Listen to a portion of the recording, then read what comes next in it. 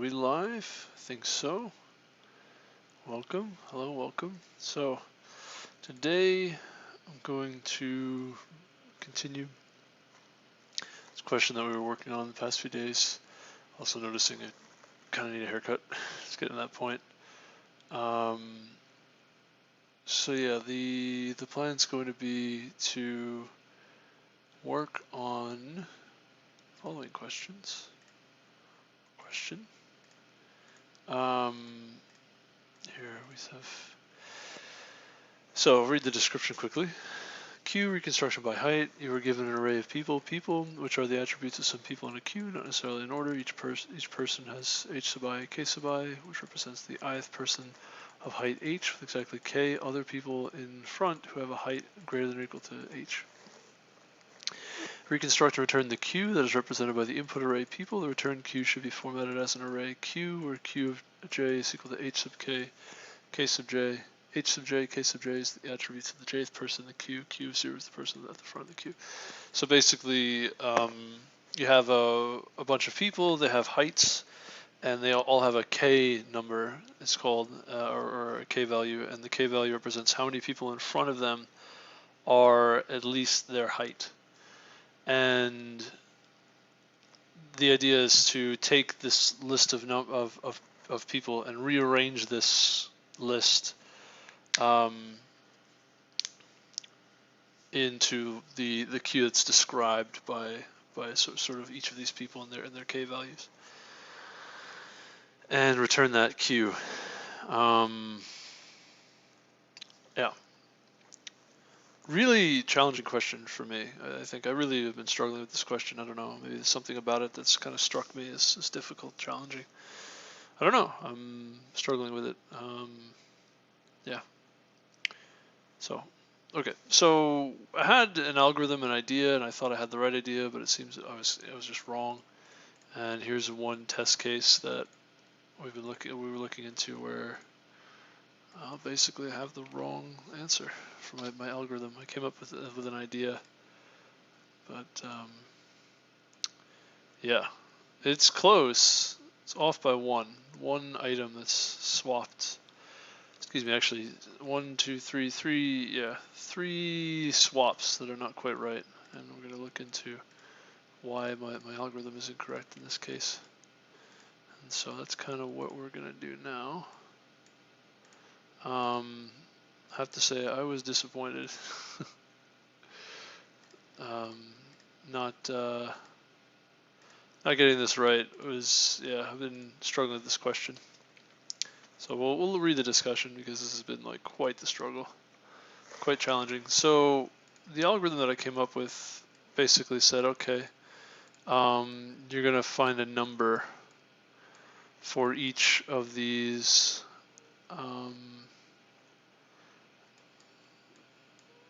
excuse me, sorry. You're gonna find a number for each of these values. You're going to associate with the delta value, I called it, which is the difference between the k value and the number of numbers to the left that satisfy, that are at least the height of that number. So 5 minus 2 is 3. Actually, it's the other way around. It's, yeah, is that how I did it?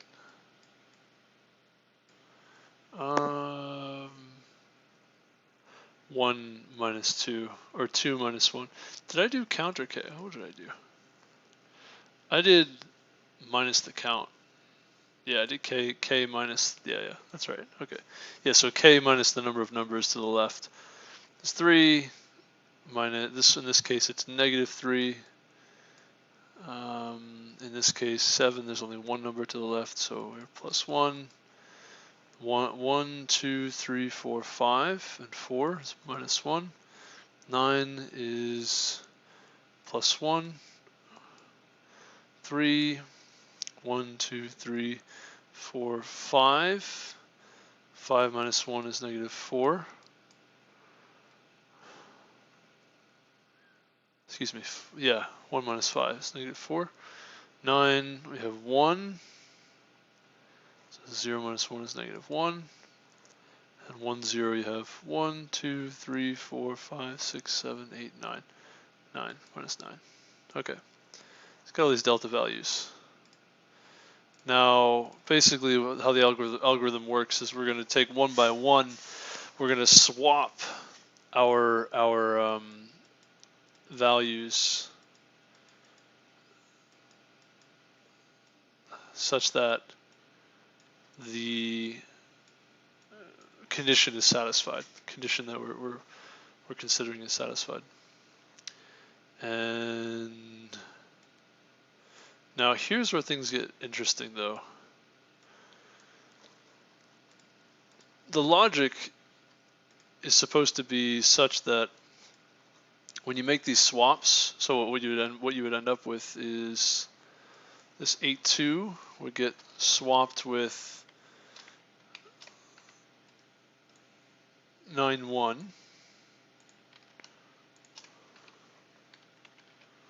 and 8.2 again would get swapped with 9.0.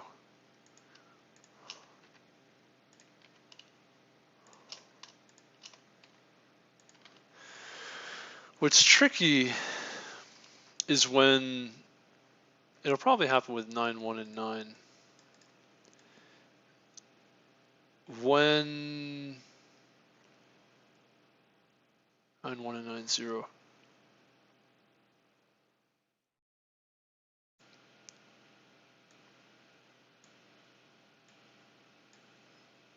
When the values are the same, the swaps, that's when it gets kind of funky, because you actually, it's kind of hard to figure out what to do. The reason, so this algorithm might actually be correct. It's just it needs to be slightly adjusted. And I'll explain. So what happens is when you make all these swaps, at least in theory, these delta values that I described, they stay the same, except for the value that you swapped. So everything should be the same except this one value got moved all the way to the end. So as 8.2 is now 0. Everything to there should be 2, 9, 1, 2. Two values to the left of it are at least as large as 8. However, everything else should be the same, right? -9 for 1 didn't change. -4 didn't change. +1 for 9.1, right to the left. You still need one more. 9.0, still you have one thing to the left. And 1.4 is 1. Everything is the same, right? All these other things are the same. And the problem with this idea, and so basically that works in both directions, right? So when you have to move something that's a -3 over, also you have the same deal, is that you skip the heights that are smaller and only address the heights that are larger, and basically the relative positions pretty much stay the same for everything, either if you're in the negative direction or the positive direction, left or right. The thing that's interesting about this, though, is when you're dealing with swapping, like at some point we're going to end up swapping 9.0 and 9.1, and that's where things get interesting. And actually the issue that we had, you'll see it involves 9.1 and 9.0. It's not surprising. There's a 4.2 somewhere in there too. So what I believe happened, and I added some logic to kind of try to handle that case, but it's wrong, the logic. So the problem is that when the heights are the same, swapping the positions of those two heights is really significant, because they both contribute to each other's height values. So in other words, the reason this 9 is at a -1 is because this 9 at the left exists. And if we swap this 9 with this 9, then this 9.1, this 9 would actually contribute to this 9.1. What's interesting about this, though, is if you had to swap in the other direction, in other words, if you had, for some reason, the 9.0 was to the left and the 9.1 was to the right, and there were sort of too many values in the 9-1 position. So let me give you an example of that. So actually the impetus to make this change, which was incorrect, was another test case, which was, I think it was this one. And in this test case, whoops, in this test case, we're actually correct. However, that involved the 5-3 and 5-2. And you'll see the 5-2 is to the right. So in this case, 5-2 is smaller and to the right, whereas rather it's a smaller k value for the same h value. And in this case, 9-0 is to the right. So you have a similar situation, right? 9-0 is to the right. That's one smaller than 9-1. But for some reason, we handle it correctly here. We don't handle it correctly here, right? And that's interesting. You might want to know what. Maybe we might want to know why. And unfortunately, it looks like we have to go through the whole sort of algorithm to figure out why. So, or actually, it looks like it might be just happening right now. So, this is actually the next iteration. So 9-1 and 9-0. What happens?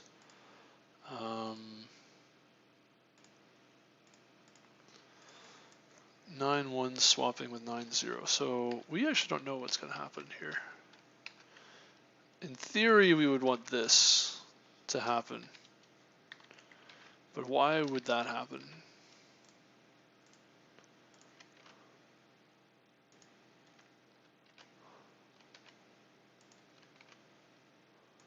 A few things to say. So this one's actually, these are both now fine. And also 8-2 is fine, and everything else should be the same. But the problem with this is we don't really know. I don't think this happens. I think we would actually be fine if that were to happen. So we said, okay, people of alpha is less than people of J, and swap. So I think what happened is we didn't swap this value. So this should have been a swap to the right because delta was positive. This delta y was positive. So we should swap to the right. We had alpha of I is basically zero, effectively 0.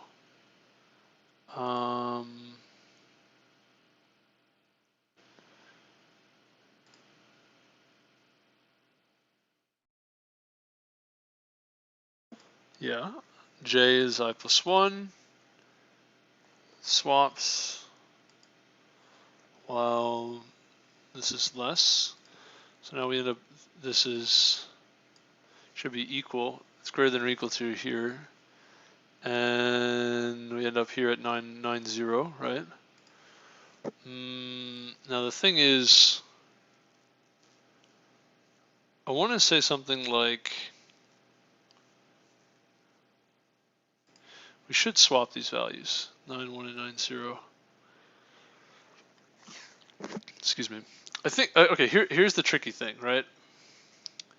If you end up in a position where you're swapping, so swapping to the left, I guess this kind of makes sense, but swapping to the right. So if they're equal to each other, yeah, swapping to the left and swapping to the right are different. I think that's the problem here. When you're swapping to the left, you can, and you have 5-2 swapping to the left, and you see 5-3. I think you skip swapping with the 5-3.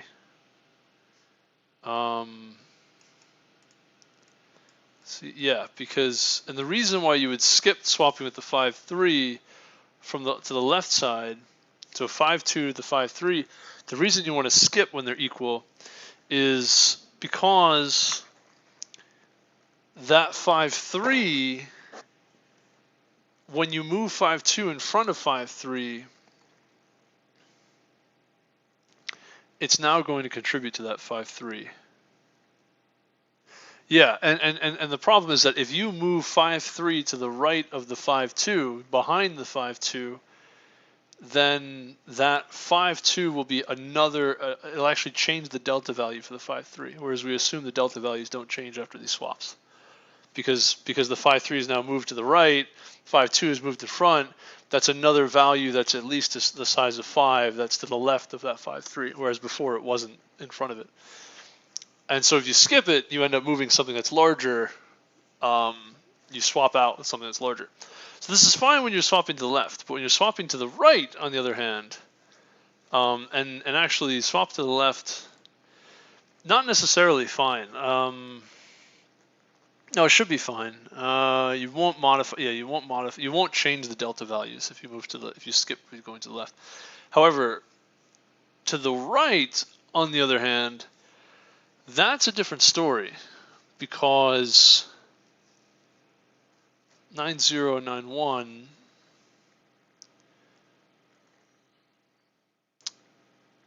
Everything to the left of both of those stays the same. Yeah.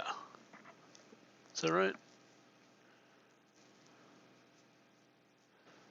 What was to the left of the value that you're moving to the right is still to the left of that value, and what was to the left of the thing that was you're moving back to the left?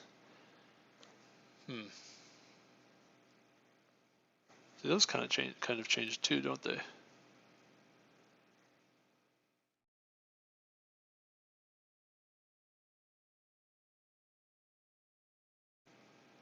Actually, that's really confusing. I'm not sure. Why does it seem to make sense swapping to the left but not to the right? Excuse me. No, I think I'm just wrong. I don't know. I don't know.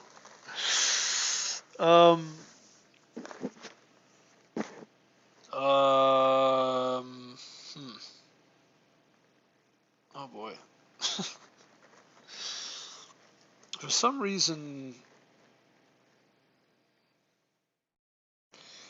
yeah, 5.2 and 5.3, when you move the 5.3 back, 5.2 is now contributing to that 5.3. It changes its delta value. If you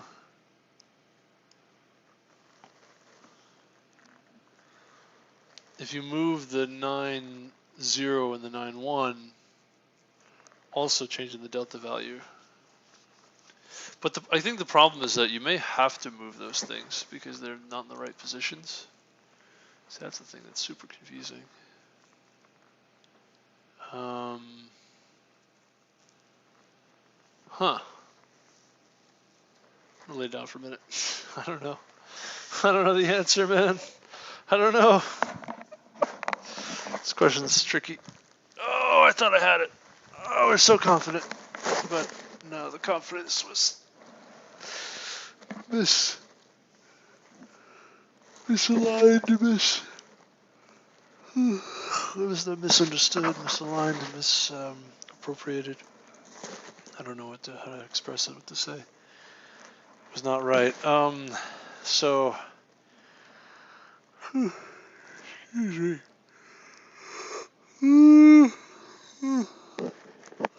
Okay.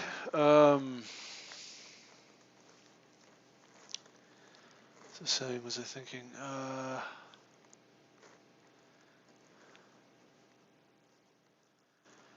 Oh, my stomach. Oh.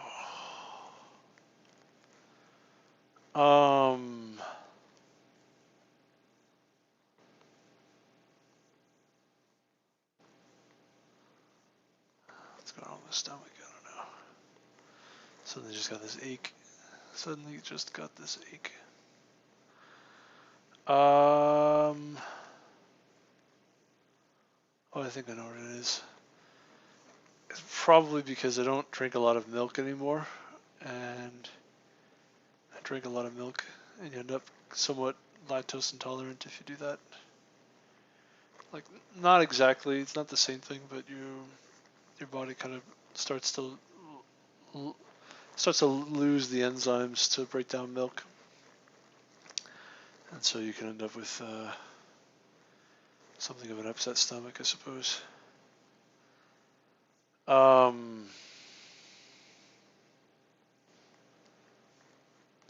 why does it matter where the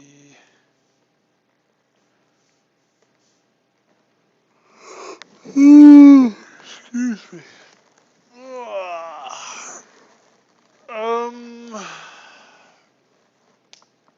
Where these things get swapped when they have equal heights? Well, you don't necessarily want to. Okay, so here's the thing.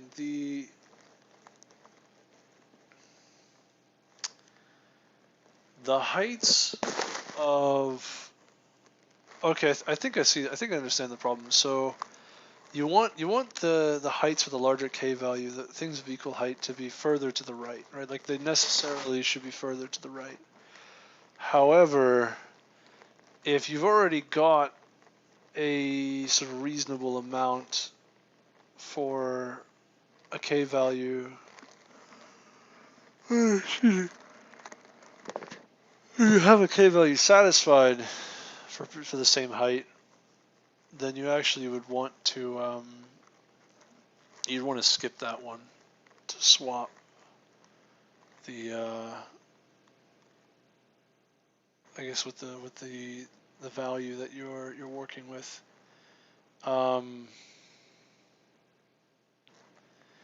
If it's not satisfied though, now if it's not satisfied though, well, that's the problem, is that we're violating one of the restrictions, which is trying to not change the delta values of the things that we're swapping with. And in the case where we're swapping to the right, kind of should be the same logic, really, sort of. Most of the things should be the same. It's just the what if both of these heights are the maximum heights, and you're dealing with 1 and 0 for the k values? Then you need to swap them. Otherwise, there won't be anything else to swap with to satisfy the. Yeah, that's kind of the position that we're in there, right? And that's sort of the edge case, is that what I was just describing works well. You can skip over the. You can skip over the.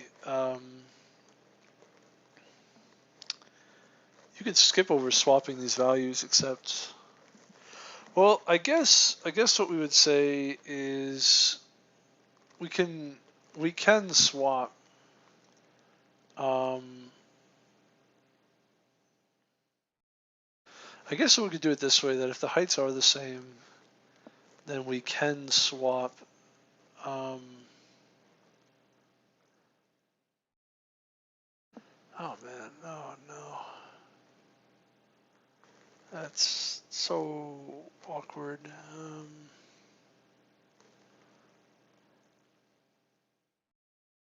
Yeah, the issue that you run into is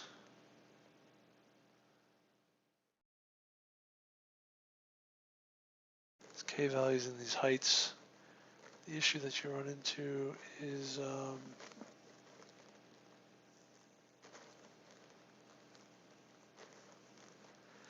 forgive me, I'm kind of thinking about thinking about something else. The k values that you're looking at, one what increases, one decreases, what is?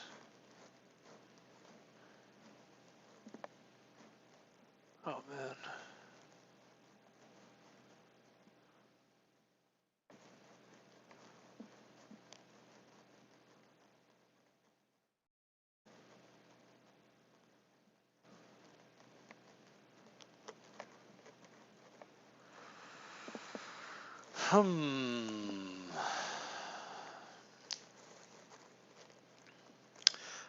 I would say this.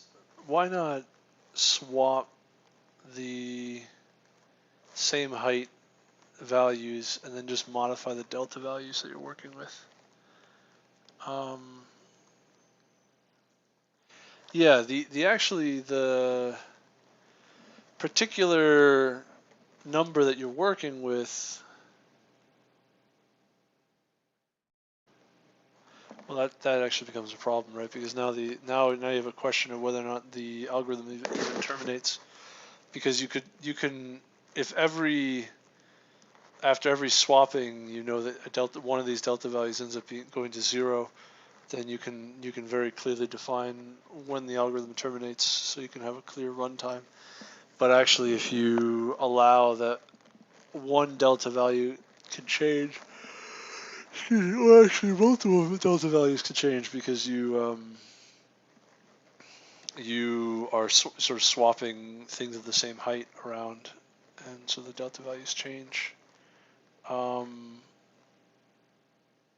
I think the algorithm still terminates in a reasonable time, but the problem you could run into is that you end up swapping the same delta values back and forth a few times, if that makes any sense. So, or excuse me, the same height valued people back and forth. So the case where we had 5.2 and 5.3, if you swapped 5.2 with 5.3, what would happen is 5.3's delta would now have too many things to the left of it that were of a greater height, and then you'd actually have to swap 5.3 again with 5.2, I think. Well, you would move 5.2. Yeah, actually no, I think it's fine. I think you would just end up swapping 5.3 back again. But the problem is that you kind of have to run the whole algorithm again from the beginning. Yeah, which is a little bit awkward. So you have like two iterations, multiple iterations of the algorithm.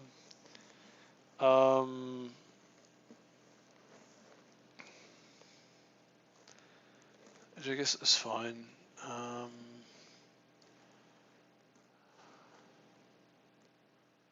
Yeah, I guess it makes sense. Okay. We do modify the delta value at some point, so it just allows multiple swap. Basically allow one element to be processed again. I think that's okay. You know what? I think. Well, okay. All right. Sure.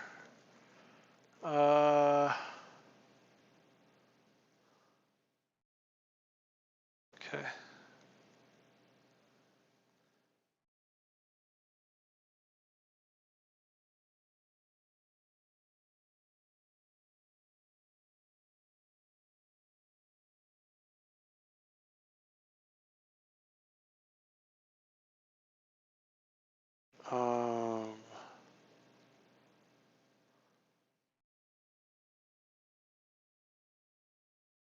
I take the headset off for a minute.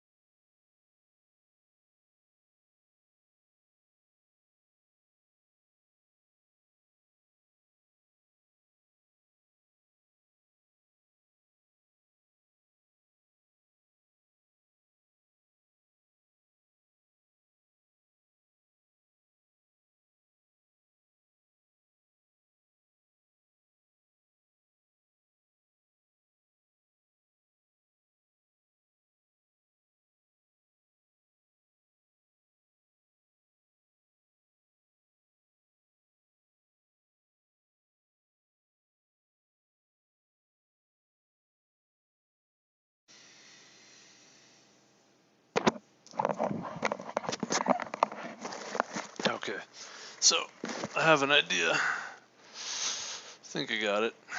So here's the thing. Whoa. I thought about this some more, and this is what I'm thinking. We can handle this, moving things to swapping things to the same height. So we'll do it this way. Excuse me. So we're always going to swap, right? And when we're swapping to the right, we actually don't need to do this at all. Swapping to the left, though, we do need to be careful. Because swapping to, so actually there's something we need to do. I'll take that back. When we swap, if this height is equal, then we want to change the delta of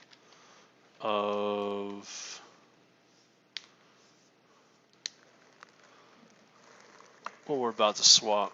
So when we swap to the right, the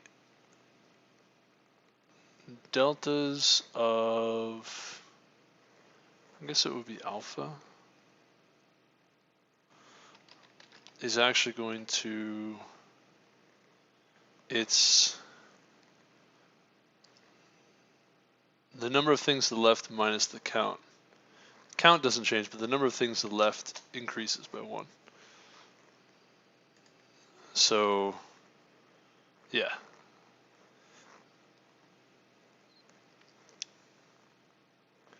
So we increase our deltas there, and then we're going to swap our deltas so that way it's in the right spot. That's all we need to do when we're swapping to the right.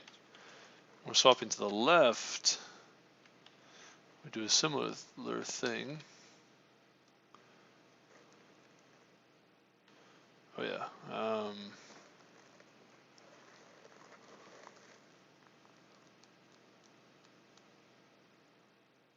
Yeah, we don't need to set alpha equal to j anymore.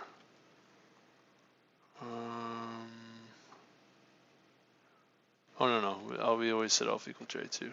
Yeah. Also,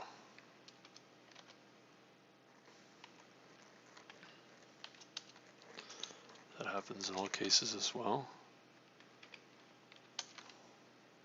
So you're going to sort of update the thing that keeps getting swapped. However, the thing that is different, so that's swapping to the right, swapping to the left, you do something kind of special where this delta of alpha, you're swapping this delta alpha, you're going to swap to the left. It's actually the j value that's going to increase.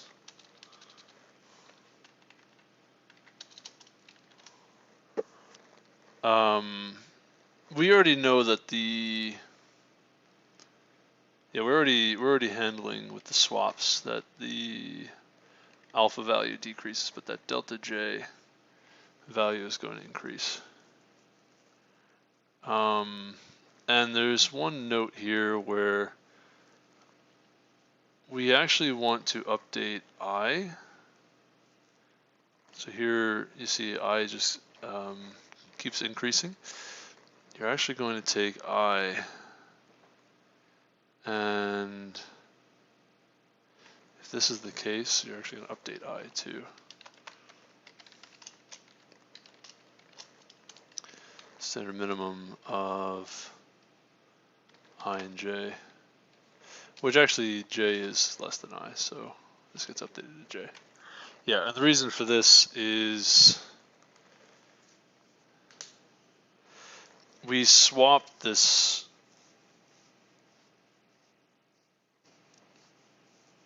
(5.2) with (5.3), and now (5.3) has one extra value to the left.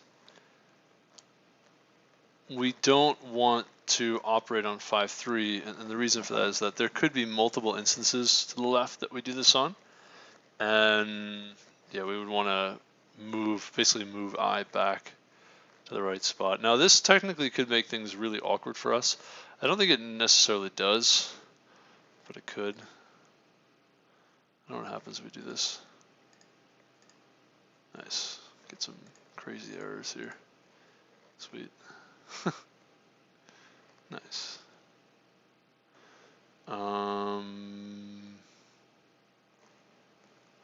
Okay. Huh. So, right. Hmm.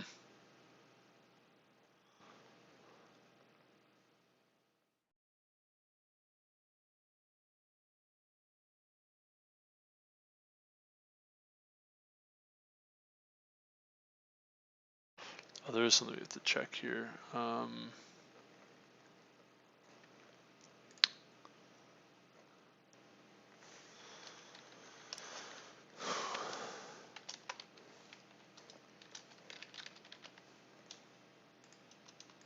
I guess this could be happening. I don't think that, yeah, this actually could happen now in these instances.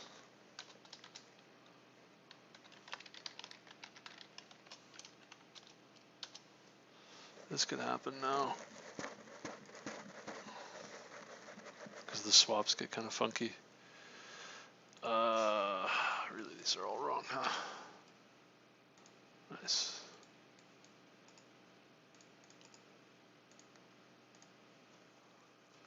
Okay, it works for these cases. How about this case?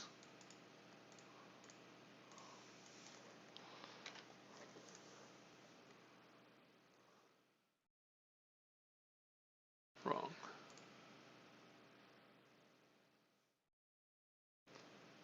Alright, this is looking suspicious, like it's related to the change we just made. Let's do this.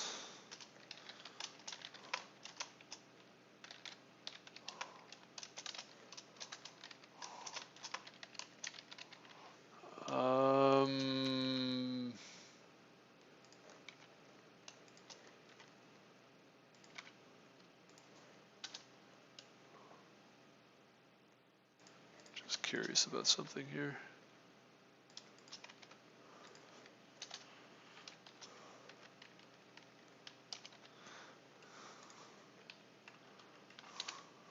Okay, let's see what happens. Check 2. Okay, we did hit check 2 once. And how about, did we get anything in either of these two? No, so never hit check 2. Okay, got it. And let's try this one.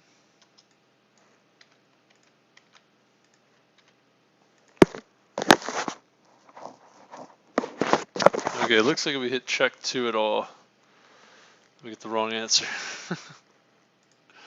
What happens in check 2? Okay. Interesting. Alright, let's try the first one where we get it wrong. And what happens when we get it wrong? Why does it go wrong? What happens? This, I would get destroyed if this was a question I had to solve in an interview. Forget it, I would get just obliterated. Struggling maximally with this problem, like complete struggle. Okay. So,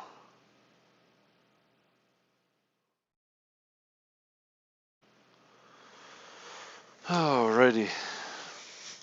Where do we run into issues? Probably towards the end here at when you're moving 5.3 to or 5.2 to the left. So we'll walk through this algorithm here and just see what we would expect. What we would expect here.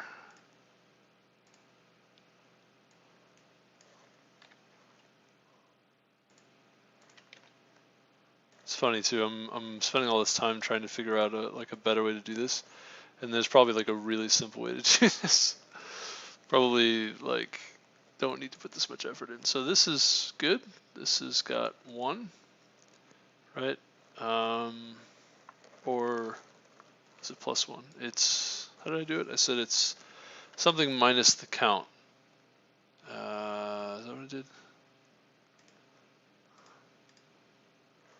I said, yes, number of people minus the count. So it's 1 person minus 0. Oh, no, the count is, yeah. The count is the number of people to the left. So it's 0 minus the number of people to the left right now. So -1. Okay. 1 has 2. So that's +7. 3 has 2. So that's -2. Right. 2, 7 is 1, 2, 3, 4. So 7 minus 4 is +3. 5, 3 is 2. So that's +1. 6, 0 is 1, 2. So that's -2. 3, 4 is 4 minus 1, 2, 3, 4, 5. -1. 6, 2 minus 1, 2, 3, -1, and then 5, 2 is 1, 2, 3, 4, 5, -2, or 2 minus 5 is -3, right? Hopefully I got that right. It's a good chance I made a mistake somewhere in there. So 9 is fine. Leave that where it is. 7, 0, we would want to shift with 9. So we do so.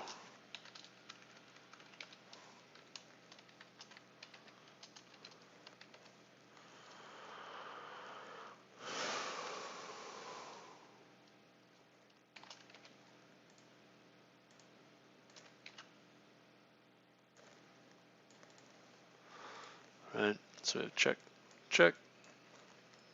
Now we have 7, 1, 9, 1, 2, 3, 4, 5, 6, 7. So 1, 9 goes all the way to the right. And everything else gets shifted down.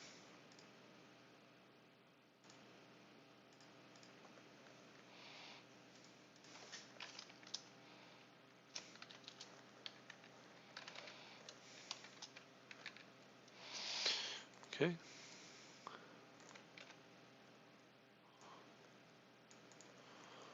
So check, check,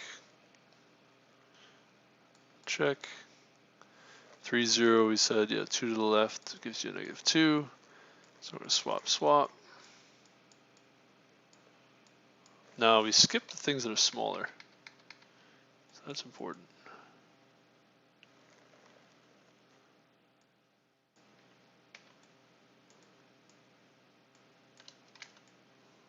Because those won't matter for this. So we swap 3, 0, 5, 0, 6, 6, 0. 1, 2, 3. Right. 3, 0. Actually, it's the other way around. I'm sorry.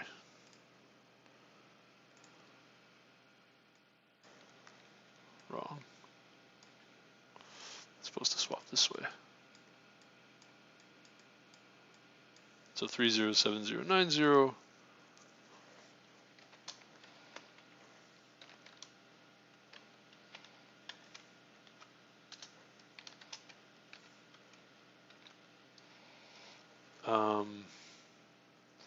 Yeah, 3, 0, 7, 0, 9, 0.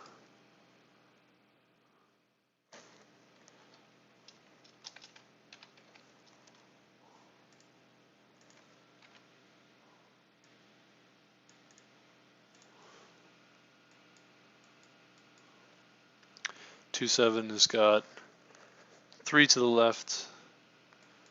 Still have 4 to go, so that's 1, 2, 3, 4.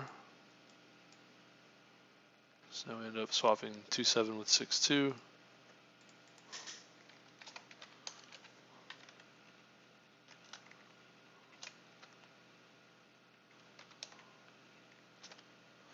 Oh, take that back. 2, 7 ends up all the way over here at 6, 2. All these things get shifted down. So now, oh,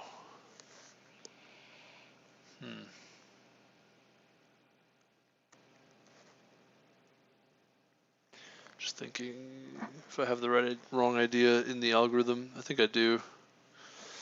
Anyway, come back to this in a minute. So I think I'm starting to see what the issue is.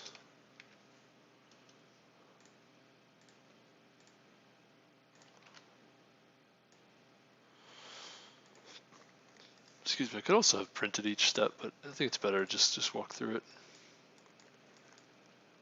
So it's right, 5, 3, 6, 0, 3, 4 gets shifted down, 2, 7's over here. 5, 3 is 1, 2, 3. That's actually fine. 6, 0 is got, oh no, I'm sorry, 5, 3 is wrong. There's 2, so minus the count, so it's plus 1. And this 6, 2, or this 2, 7 should be 0 now. So 1, 9 should be in good shape. So 2, 7, 1, 2, 3, 4, 5, 6, 7. Right, 2, 7 is in good shape. 1, 9 is in good shape. Now 5, 3, you want to move to the left, where where 9, 0 is.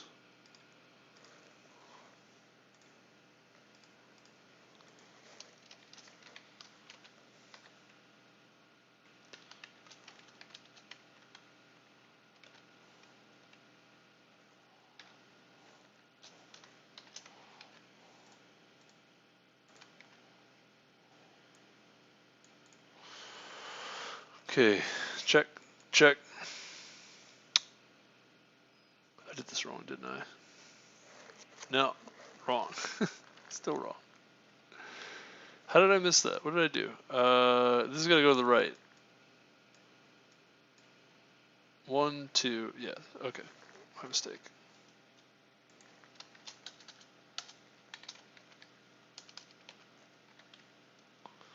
So 5, 3, and 6, 0. Yeah, that's where it's supposed to be.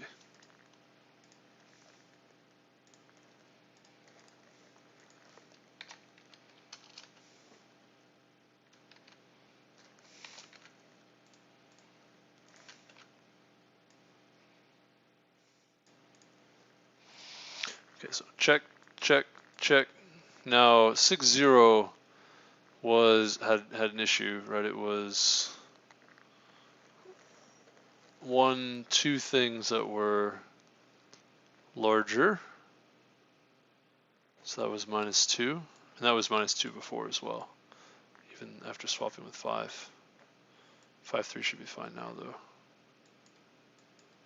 Right, and then so 6, 0 you swap with to the left twice. And we end up with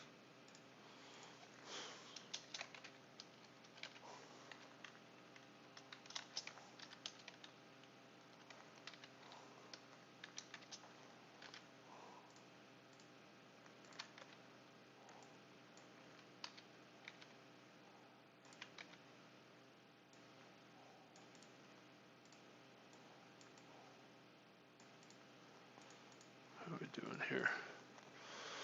Check, check, check, check, check. Right, 3 to the left.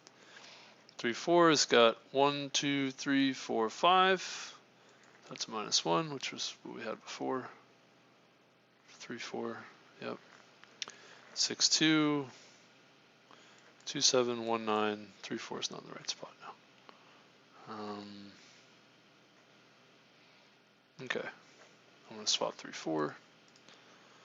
And when we do that, we basically just swap to the left.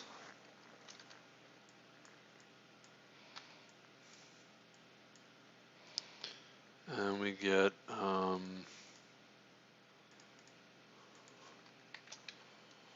oops. Okay.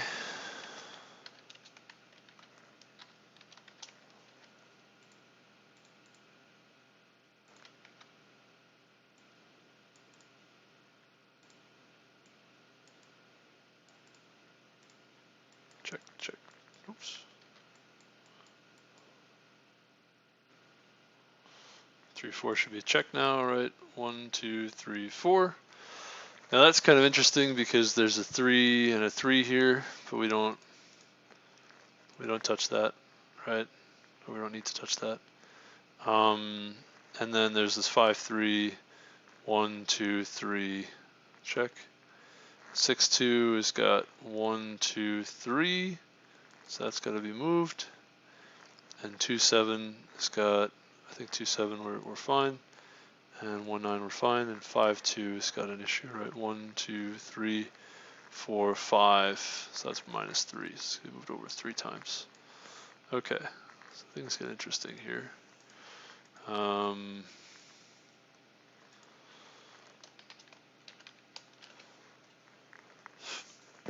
Excuse me, so 6, 2 is going to be moved over to the left. Let me actually undo that. We're going to skip 5, we're going to skip 3 because it's got to be something larger than 6. So we have 9, 0 that we swap with.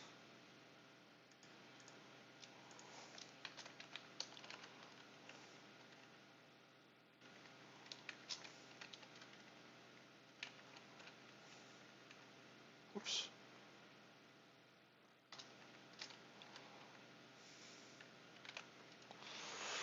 Alright, so swap 6, 2 with 9, 0. Let me get this.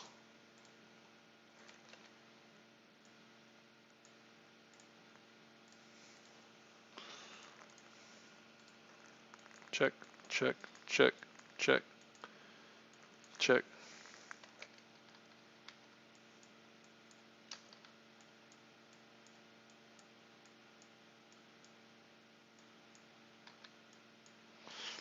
Check, check, check. 1, 2, check. 1, 2, 3, 4, check. 5, no, it's 3. 1, 2, 3, fine. 9 is fine, right? Nothing's larger than 9. 2, 7 is fine, right? All these are greater than 2. 1, 2, 3, 4, 5, 6, 7. And then 5, 2, we had, 5, 2 is a problem, right? We said 1, 2, 3, 4, 5 things. So that's minus 3, and then 1, 9 is fine. Okay. So now we have 5, 2 to look at here. Now that is where we get into trouble, right? So we skip. We have 1 here, 1 swap. 2 swaps here. And the 3rd swap is here.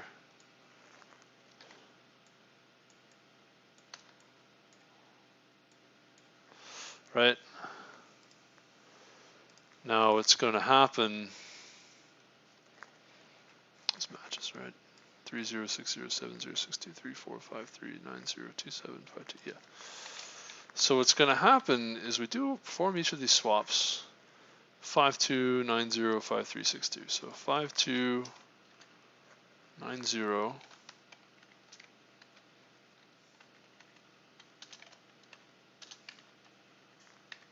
That's 1. Then 9, 0 and 5, 3, or 5, 2 and 5, 3.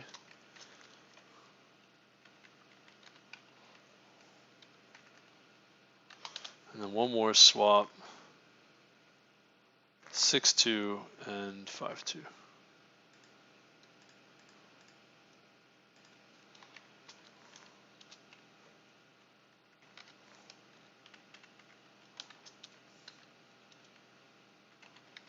Okay. 5, 2, 3, 4, 6, 2, 5, 3. All right, so this is what we should end up with. Oops.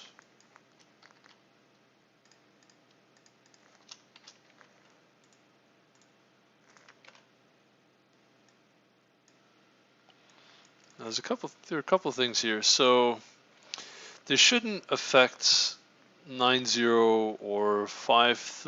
The only one it should affect is 5-3, and 5-2 should be in the right spot now. So check, check, check. Indeed, 5-2 is fine. 3-4 is fine. 6-2 is fine. 5-3, 1, 2, 3, 4. Whoa, 5-3 has too many now. Right, so 1, 2, 3, 4. It's kind of what we expected. And then 2-7 is fine, and 9-0. Right, 2-7, 1, 2, 3, 4, 5, 6, 7. 9-0 is fine, and 1-9 is fine. Okay, so this is kind of what we expected. So what did we get for the output here? We had. How does this differ?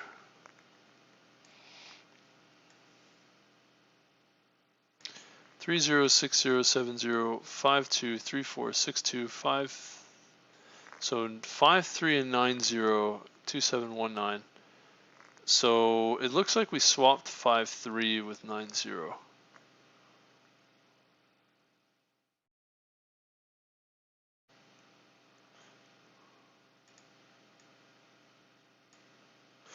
Oh, I got this wrong. 5 3. I did this wrong, right, for 5 3. 5 3 is the other way around. It's 1 2 3 4. It's actually a -1 for 5 3. That's why, because I swapped 5 3 with 9 0, which is incorrect. That actually made it worse. So I guess it was just a parity thing. I think it's actually minus for this case. When you swap to the left, 5 3 gets it gets an extra, right, on J. And I think over here when you swap to the right, alpha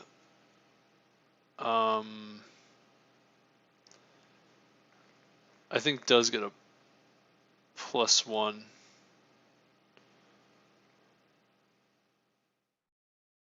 Alpha is on the left side.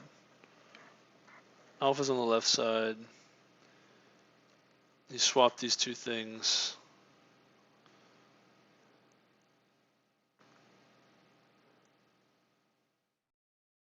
What happens to that delta now? Yep, right. I think that's right. No, I think it's actually because the J and the alpha get swapped, right? So which one gets modified? It's really confusing. It's really confusing. When you swap to the right, J is on the right side. Or when you swap to the left, J is on the left side. And before you move the delta values, that thing on the J side, you decrement because now you're going to have one more thing to the left. That's okay. It's so confusing. But now when you're moving to the right, on the other hand, swapping to the right, alpha is on the left side, delta is on the right side. You are going to modify alpha, and it's actually going to be decremented. Also decremented. Also confusing, but is the case. Okay, it's correct now. All right. And what about the other case? What about all of it? What about all of it?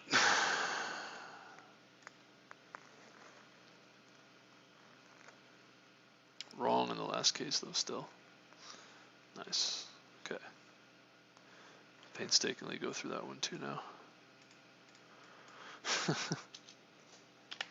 It's good. Alrighty. Why might this one be? It's probably a similar kind of a thing, where the increasing and decreasing the wrong things. Well, actually, we probably could just look and see at the end where it's different, what may have happened.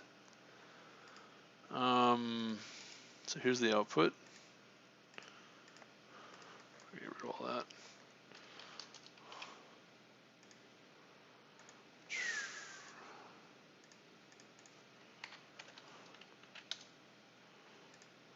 So close to what we expect. So close. So this is what we got, and this is what we were expecting.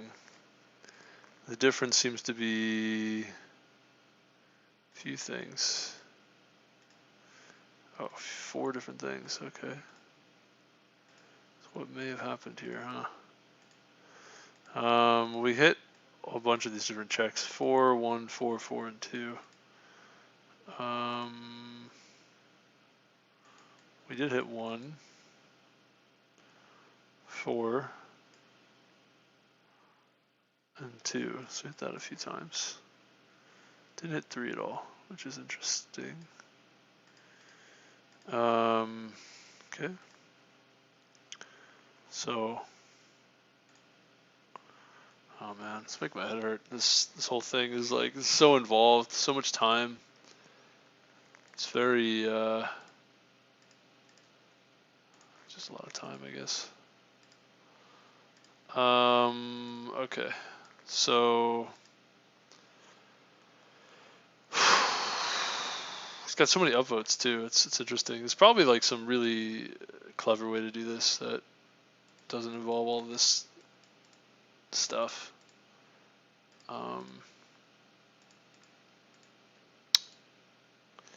Yeah.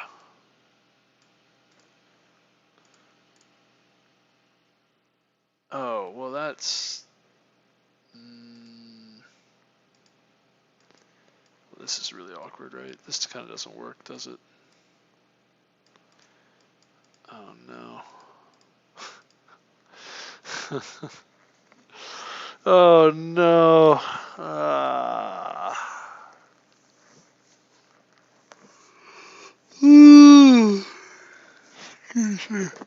I probably don't need to go into too much detail. You can kind of already see a problem here where if alpha's being changed. Yeah, you run into issues, don't you?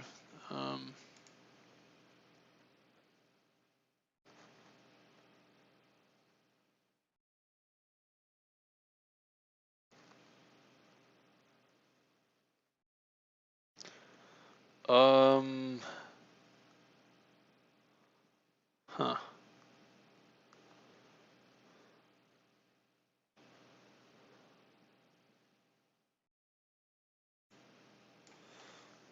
Do we just do this? Do we just do that? No? Okay.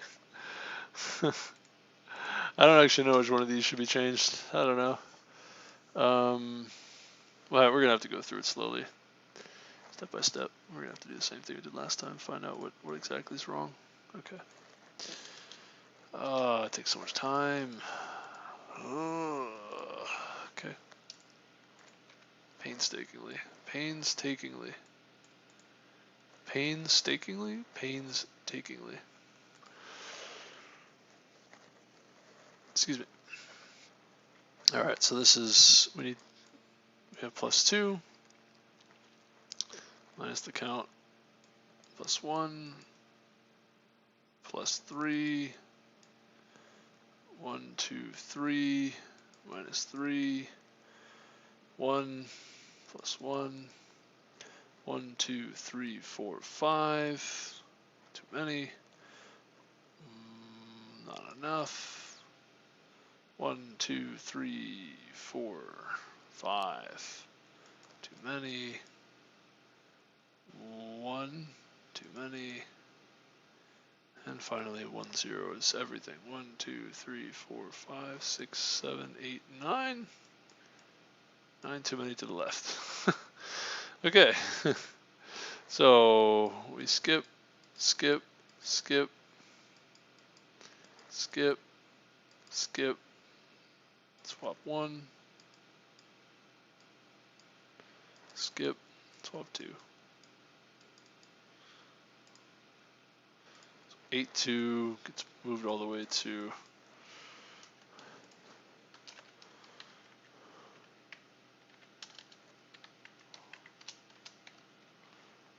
9, 0.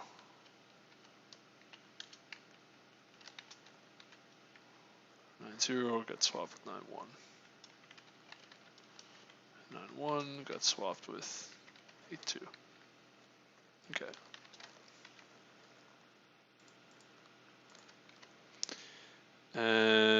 here's the tricky thing.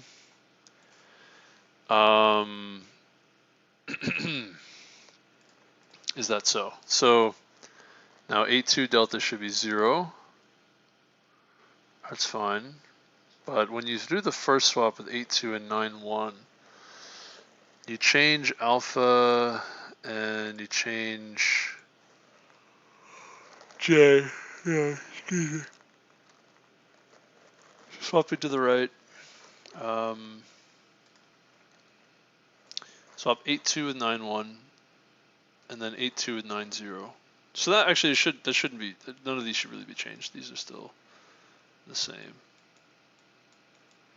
Yeah, yes, correct.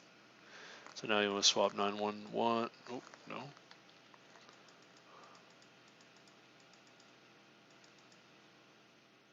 Why did I get 4? So 1. Where did I get plus 4? Oh, 3.1. Yeah. That's my mistake. So this is a plus 1. So here's where things get interesting. You've got to swap this 9.1 and this 9.0. Right? Yeah. So that's what we should have. Now, what ends up happening here? So now these are swapping to the right. They're equal. One swap. Delta y should be positive 1, right?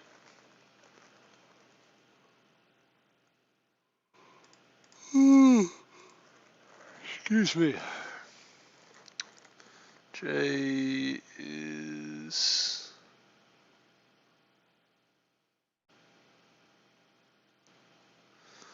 Okay, check 3, not check 3. They're equal, check 4. Okay, alpha minus minus, which is incorrect because this actually gets a, yeah, no, that's right, I'm sorry, that is right.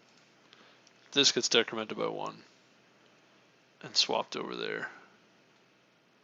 This swap value, this j, gets incremented by 1. Yeah. So I think that's the part that I'm missing, is the j getting incremented by 1. So we don't care about the, that happens, yeah, see that's slightly different, right?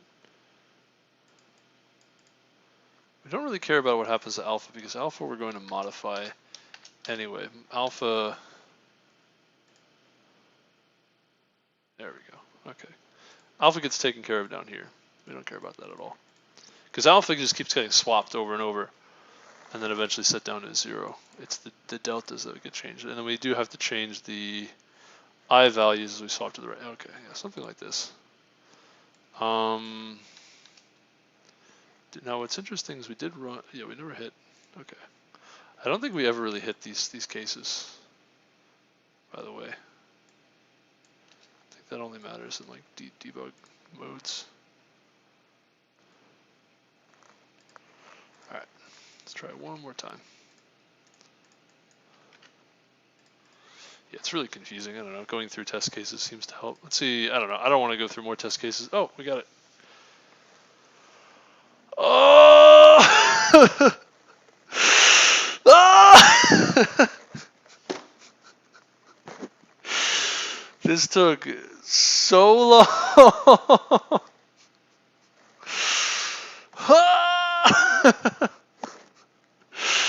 This took forever. Oh, this is terrible. This was the worst.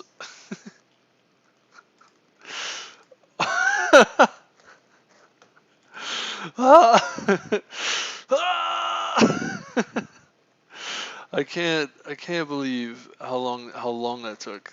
That was like an hour and a half today. I did like 3 hours a few days ago. I did like another 3 hours yesterday. Like this is just like 7 or 8 hours to solve this problem. Oh, gotta be kidding me. Really? Wow. One more time? It works. It works. Excuse me, I can't believe it works. It works. I can't believe it. Oh, when you sang to me. Oh, when you sang to me. The sweet song of victory. Alright, I wouldn't call that victory. I would say we got absolutely destroyed with this problem. Just completely, utterly just destroyed. Yeah, man, this is hard. I don't know. Something about this question is just really challenging. There's just so many pieces to this, so many parts to trip up on. I quite frankly gave up trying to go through all the different test cases because going through these by hand just takes so much time. The issue really seems to be the real difficulty with this approach seem to be when you're dealing with heights of the same size, people of the same height. That's where it gets kind of complicated there. Yeah. This part, by the way, we throw in there because we won't. I'm pretty sure we need this. Let's just try it, see what happens. We don't put it in there. By the way, I'm just curious to see what happens when we do this. Yeah, fairly certain we need that. That's what I was saying before about that's what I was saying before about, you know, moving when you swap to the left and you do this swapping of things that are when you modify that delta value, you need to make sure you operate on that part again to kind of smooth that part out. Yeah, man, it's interesting. I don't know what to say. Just wow. Uh-huh.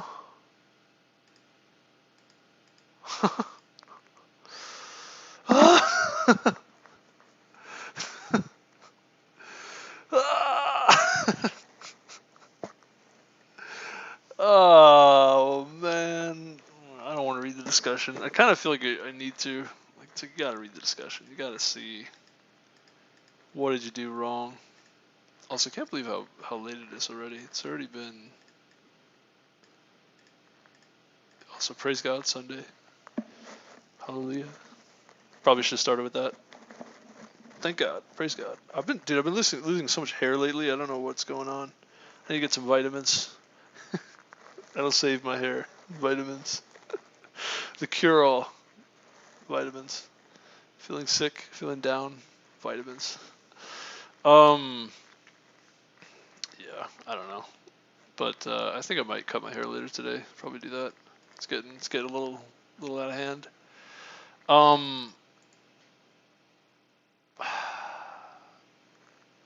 Dude, this question.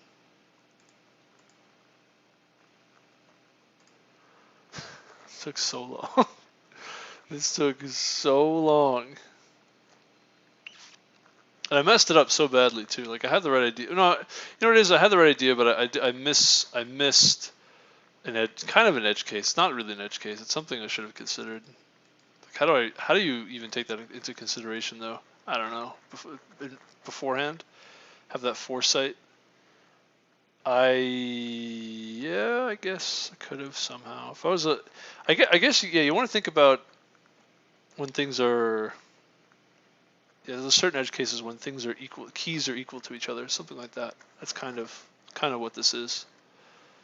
I'm actually kind of surprised that this was so that efficient. You can make this faster by using so this part of the algorithm. This could be made a lot faster by. This part of the algorithm could be made a lot faster by using. There are different approaches to do this. Just thinking, what could you have done to do this faster? Basically, you could almost cut the algorithm speed in half by optimizing this part. It's not really that big of a deal, but you know, it could matter, I guess. Let's see what the discussion has to say. We'll just read it. Easy concept. Oh, please.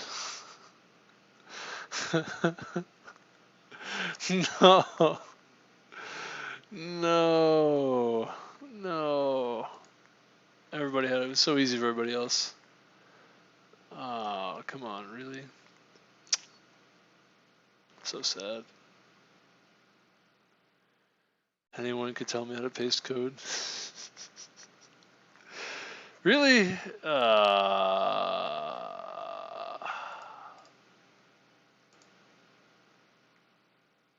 I'm so sad. I'm so sad. Everybody else did so well. 1, 2, 3, 4, 6 lines.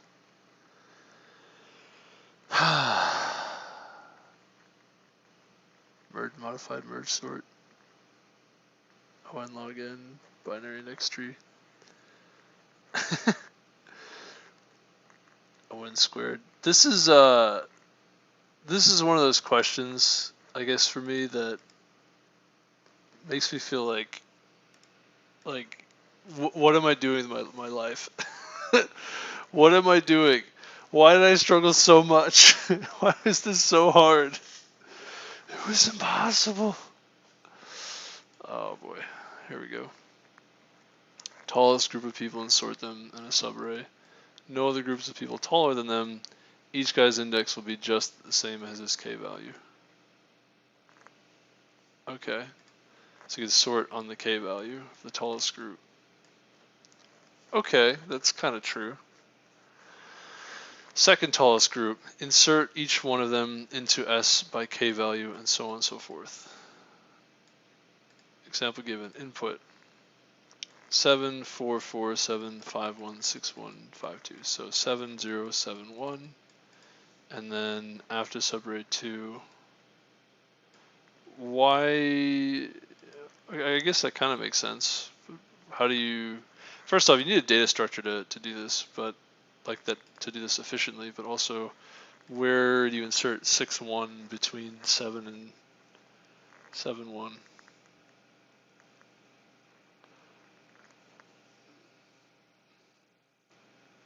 Second tallest group, insert by k value. I think I get it. So wherever. Oh, I think I understand. So since the tallest group is taller than everything else, then basically, I guess oh, okay, I see. So if you push the tallest ones in first, every element will contribute to k for every other element that you might handle. So then you want to put the next layer of tallest ones and do that layer by layer, so that way you can guarantee at each step everything will contribute to that particular value of k for the particular height that you're working with. Hopefully that makes sense. I wonder why would by the way, the solution that I came up with is just like so different from all of these. It's so different. It's just completely like just totally different. I actually thought about something like this. I was trying to come up with something like this, but I couldn't come up with a simple way to. I was struggling with a hard time, like a data structure that would support this easily, efficiently. But maybe I should think more about like how you could solve it, and if like in a simple way, and then try to figure out how to work with the data structures that exist to support that approach. Maybe that would have been better, because I actually couldn't see this as like a simple, like how would you find where this belongs here, if that makes sense. So anyway, so you put 6, 1 into. So I guess what you would do is the algorithm he came up with would be something like the following.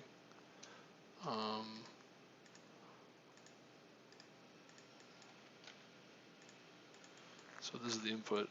Actually, wait, I should have. Oh no. All right. Never mind. Okay. Well, I lost my test cases. But yeah, so you would have 7071 sorted by the k values, and then you have 61 go here, and then you have 50 and 51, 52. So 50 goes in this position, and 1, 2. So that's 0, 1, 5, 2 goes in this position. Okay. So you get 5 zeros, and then 4, 4 go 1, 2, 3, 4. 4, 4. Okay, I think that, yeah, that would be, well, you could do this in quadratic time, certainly. Basically, you could create a copy of the vector from sort of this point on, and then push this value in, and then copy the rest of the vector into a new vector. That would take linear time for each element, and that would, yeah, you could do it this way. Insert and sort. So, or sort and insert. So that's interesting. I mean, that makes sense. Yeah. Okay. It's not the most concise code, but I think it's well explained the concept. Please check different solutions. From 2008, a few years ago. It's brilliant. How'd you come up with this? Based on your idea, only 8 lines. Brilliant. Pretty smart. A lot of people say it's brilliant. Yeah, I would say it's pretty smart. Could just use add.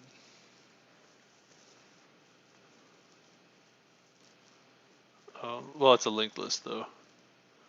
It's a little bit different.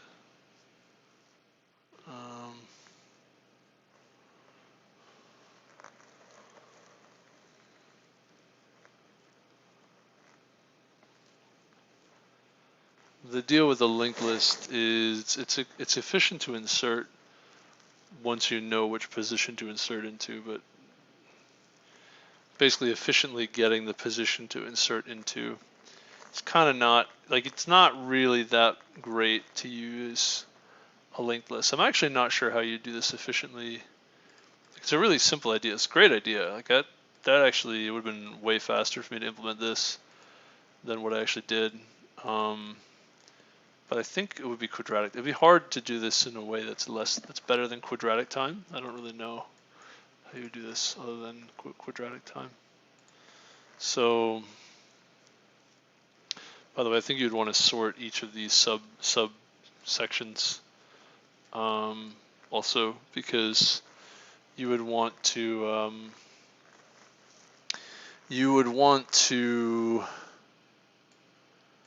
place the smaller indices first, I think.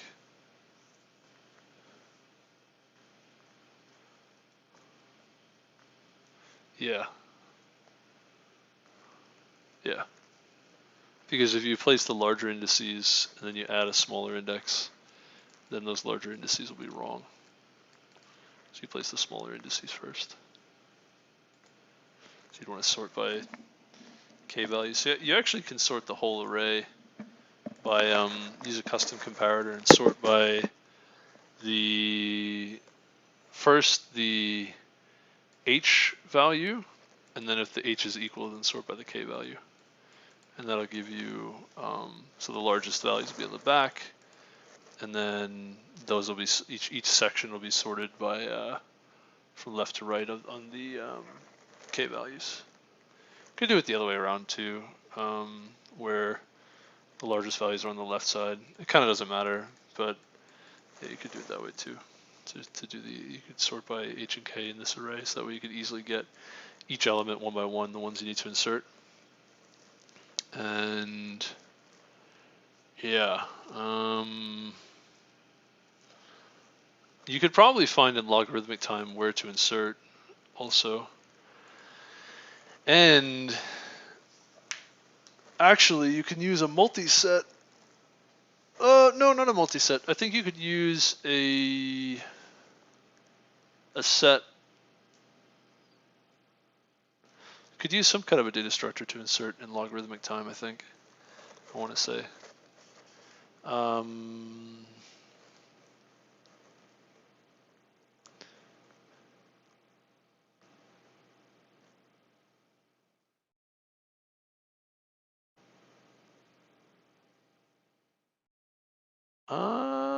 Not quite, no.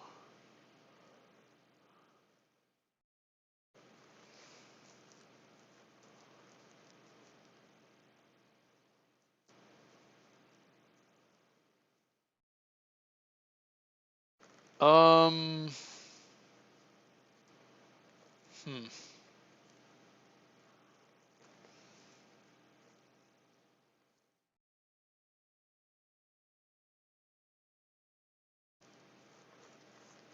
I'm just thinking.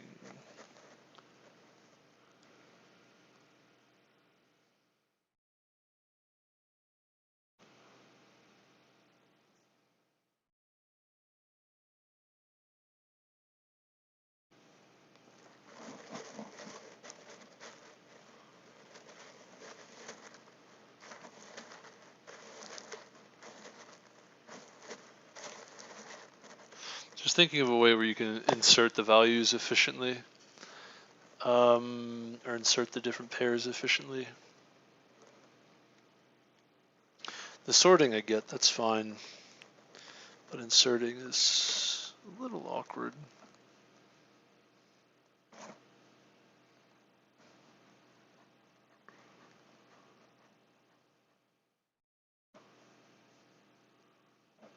Actually, if you insert them in the right order, like if you insert these values from the correct order, then the insertion it's actually going to be on the k values, I believe. Can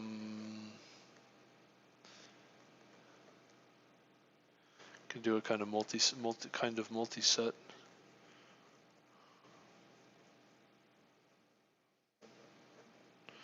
Where the key is the k value.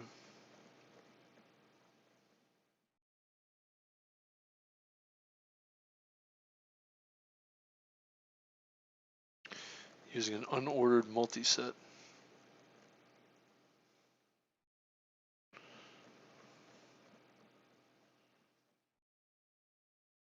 No, that's not really what you want. You want,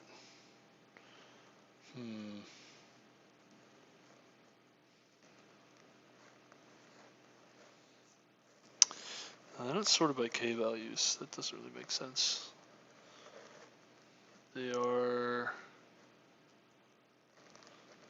It's not sorted, they're inserted. Each position that you insert is the k value. But the problem is, how do you encode that into a tree-like structure, or it takes logarithmic time to insert?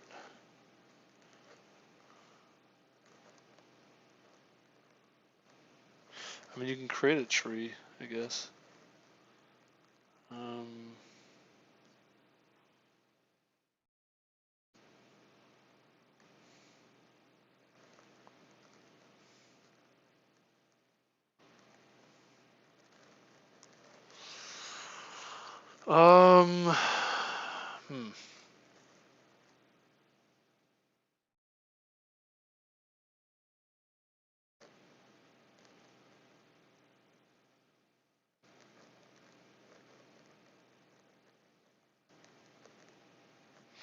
Man, I don't know.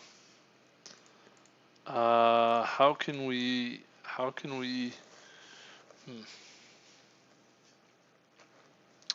know which positions to insert, but even with a linked list, it's still not good because of how linked lists sort of change when you insert values. Insertion is efficient, but the problem is, like, the index that you're inserting into, you kind of have to go from left to right each time.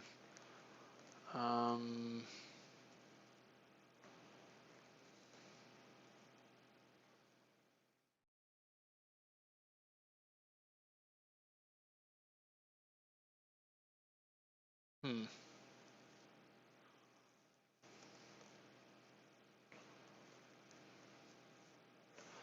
I want to say maybe I can use an unordered map, or I want to use something like an interval tree to represent. No, it's not an interval tree. It's a kind of a tree, some kind of a tree structure. You can't really use a set exactly.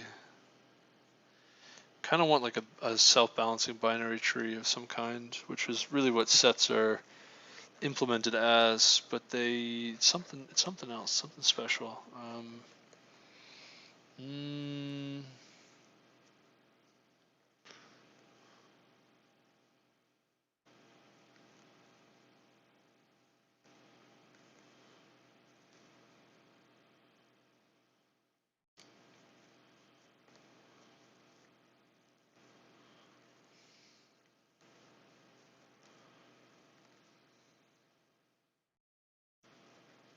hmm.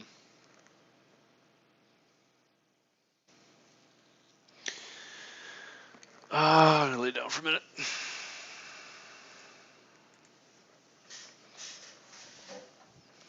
Man.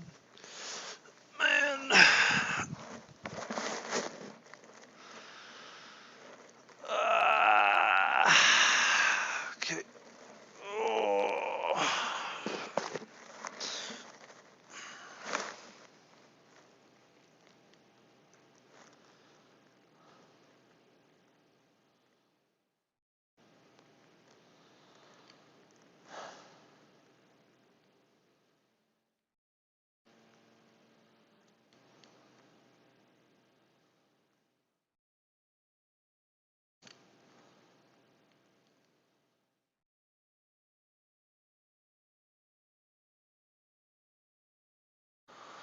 I'm thinking about like being able to efficiently access the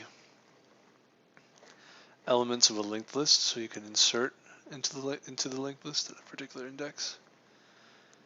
But the problem with that is it doesn't really work that way. You really don't have the ability. Excuse me. Because as you add nodes, the linked list starts to change, and so if you had like an array of indices, that array of pointers that pointed to like which which node represented a particular index, as soon as you add a new node somewhere, then all the nodes to the right, their indices are incremented by 1. And so you need to update your array appropriately, which kind of defeats the purpose.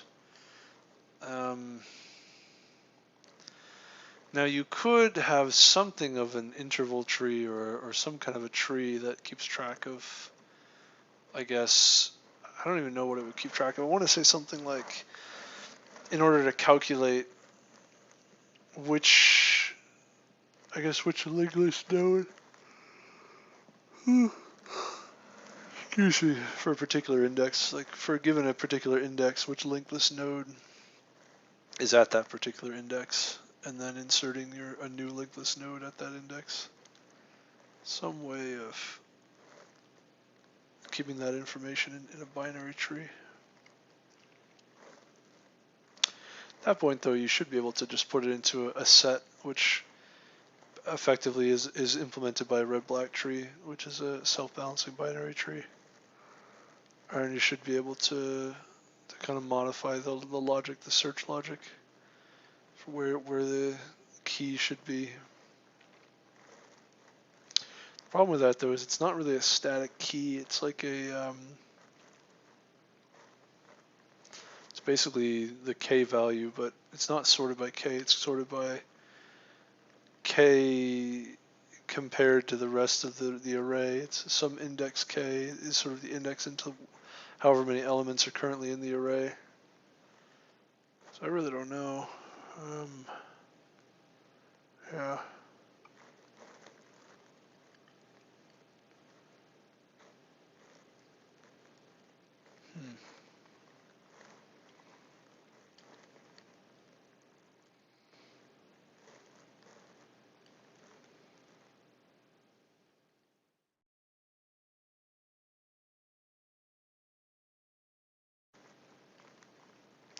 wondering if you can insert into an unordered set at a particular index in the set.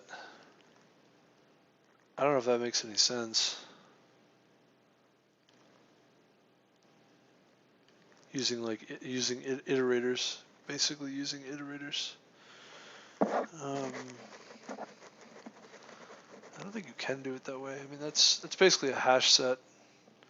It's not really. I don't think it really means that much. I don't know. I'm not really sure. I don't think that makes sense. I don't think you could just use a hash set to solve this sort of magically. I don't think that actually does what we want. I don't know, man. I don't know if there's a way to do this more efficiently from that idea. Apparently someone came with an n log n solution. Maybe I should just look and see what they did. And not ponder this too much because, yeah, I can't really come up with a particularly efficient way of doing this.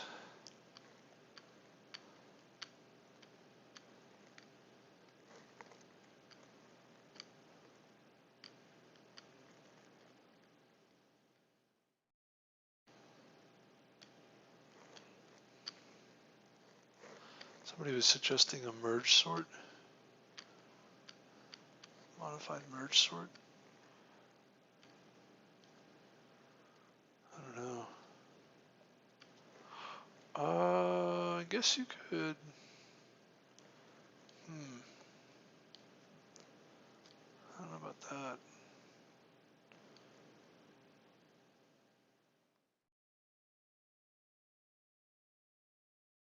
Could you maybe merge sort each layer by layer? Maybe that works.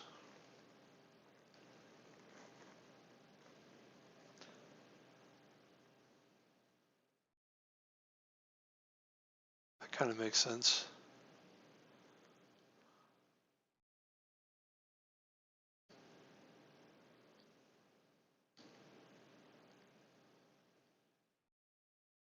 Might be able to do better than that though. I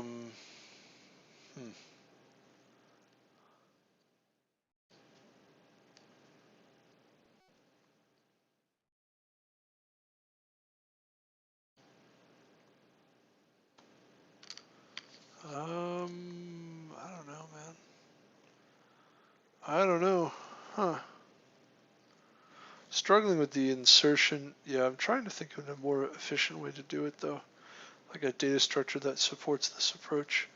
I can't think of anything really that makes this more efficient than what would be quadratic time. This is a question that really makes you think, man. This was a challenging question, a hard question. Really unusual kind of a question. I mean, it's the kind of stuff that you would see related to computer science, interview questions and things of that nature. But it's extremely, what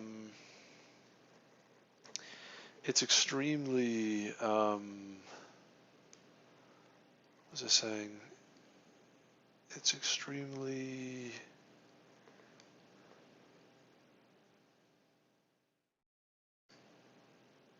Yeah, it's related to just like sorting and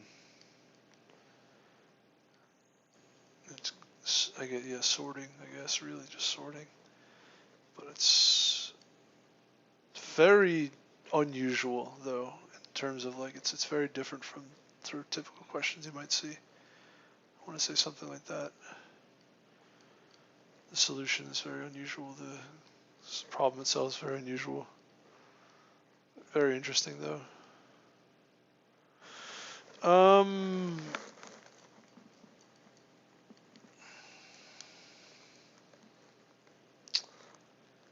How can we get n log n time? How could we insert and remove like a balanced binary? A red-black tree might have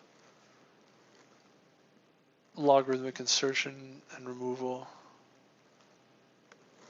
That's kind of what we want. We don't really necessarily want logarithmic. Oh, I wonder if we could put this into a heap. That That'll be interesting. And what is the comparator for the heap exactly? I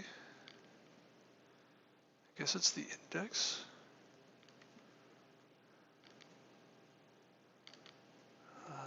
Huh.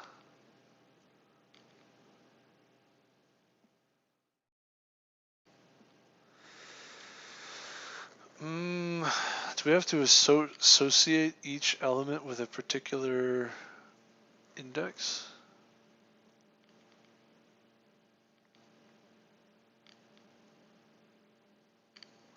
Can we do that? No, not really. It's kind of what I was thinking about the interval tree though. Like we could get a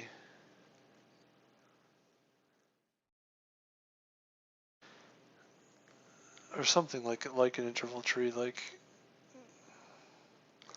each element could have sort of like a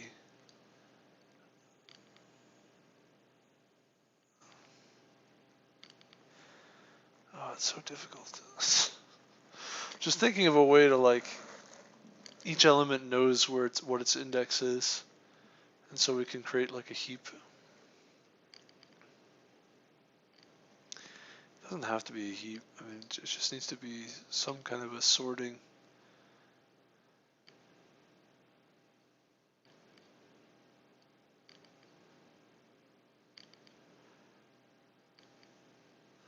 I don't know, maybe just like an implementation of a balanced binary search tree.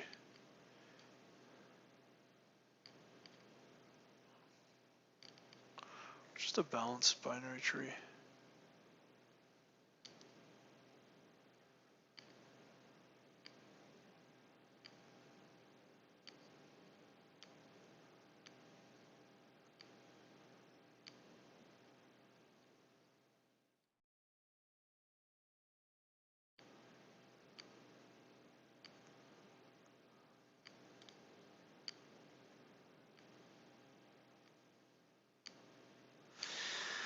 Yeah, a balanced search tree doesn't need to be a binary search tree, but just a balanced search tree, or balanced binary tree. Sorry, it doesn't need to be a search tree. Just a balanced binary tree would satisfy what we're looking for, where have logarithmic insertions, deletions, and reading would be logarithmic. The problem is that a set has a very specific, because that has a red-black tree implementation underneath, has a very specific way of comparing elements. This, you know, I wonder, actually, I think you can get, I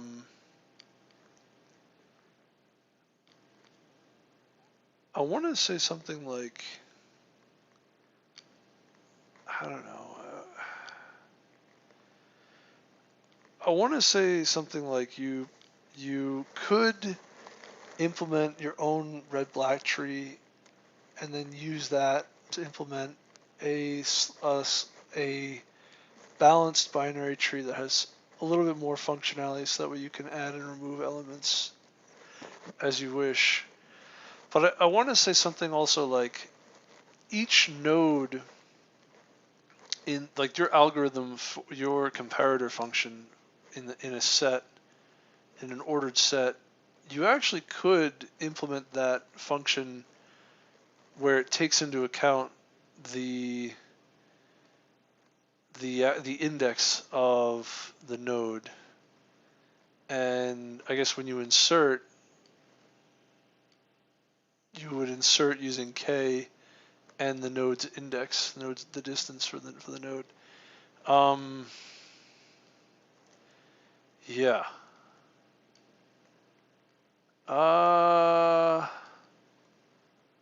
Huh.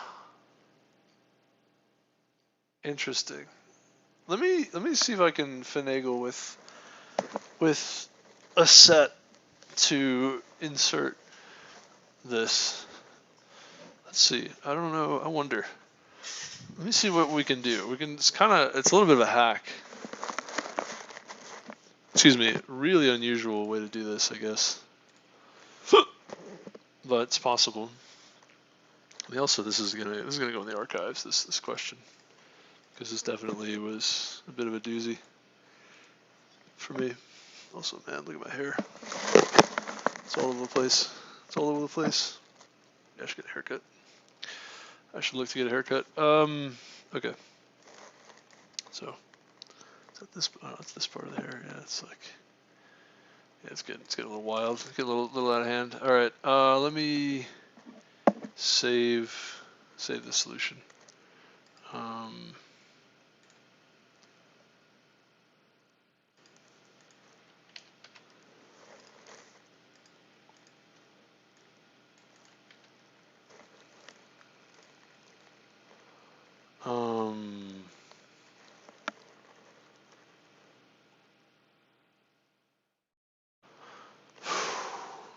Where is it?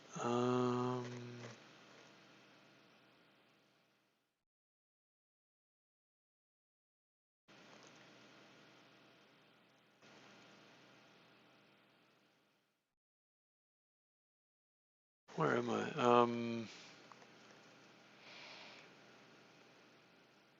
I'm looking through my what do you call that? Excuse me. Files on the computer. That's why I'm saying where am I, because I'm trying to have so many different folders here. Just give me a moment. Huh.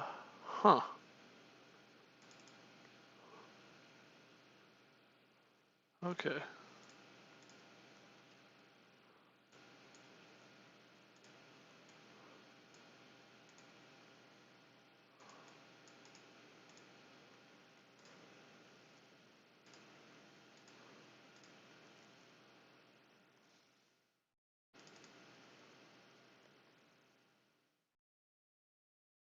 Okay.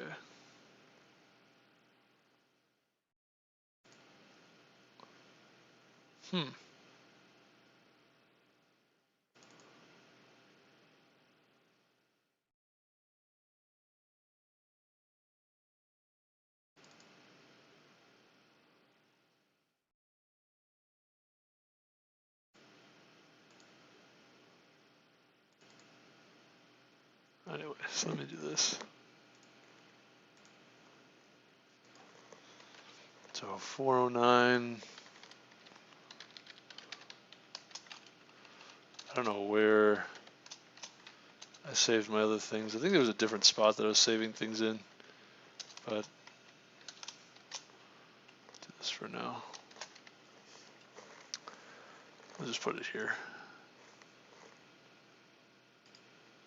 Let me full screen again.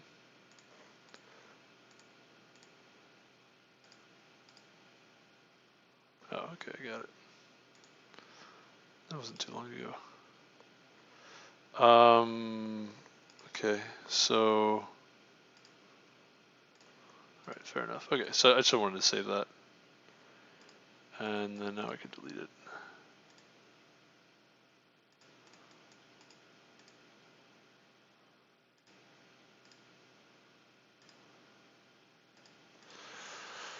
Okay, so I'm going to try this approach of messing around with a set of vectors.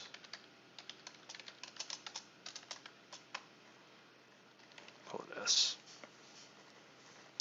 So first, our sorting function could be auto m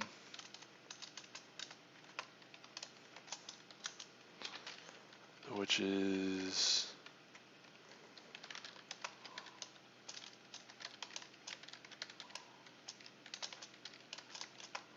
A, B. Right, this is relatively easy. This is what we were saying before about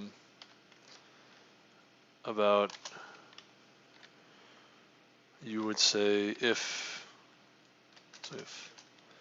so different integers. You don't have to do that. So we'll just say if A of, excuse me,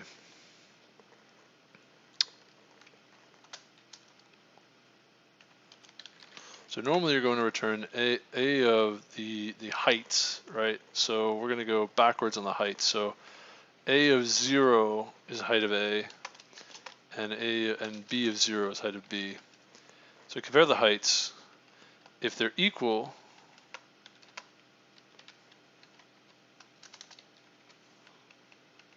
so maybe better we could do, say if this is greater, return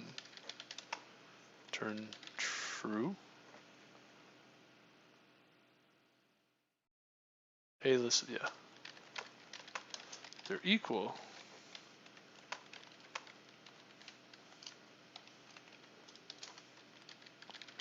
Return. Now you compare the.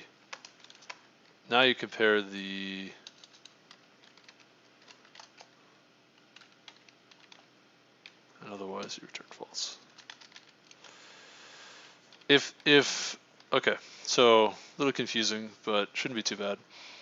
We're gonna sort the people vector, and we're gonna sort it so that way we actually should do the other way around. We should do it this way. Yeah. We're gonna sort by the height, and if the heights are equal, we're gonna sort by the k values. So all the way on the right side will be the largest height, and that'll be sorted by the k value.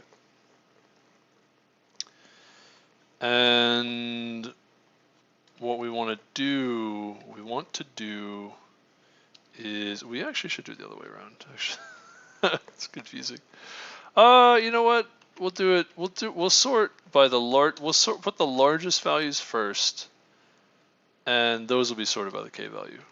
Yeah, a little confusing, but that's. I'll explain why we're doing that. Why we're doing this. So, why we're doing it this way. So what's going to happen is basically we can operate from left to right on the people, and that'll be like each thing we want to insert at each point. So literally every single one of those you can insert directly into this data structure that we're going to try to by only the k values that you see, and comparing those k values to the index of that data structure. So we're going to start with the largest heights, and then and go further down to the smaller heights. And at each height category, we're going to go from the smallest k value to the largest k value. So the largest heights will be on the left, and then each height group will be sorted by their k values, which is kind of exactly what this sorting routine is going to do. So now we want a custom comparator. Just call it custom. This is going to be kind of fancy, I think, in that we want to take these elements. So how do we even do this? I don't know. The problem is I want this to be like self-referential somehow. I want this to be able to know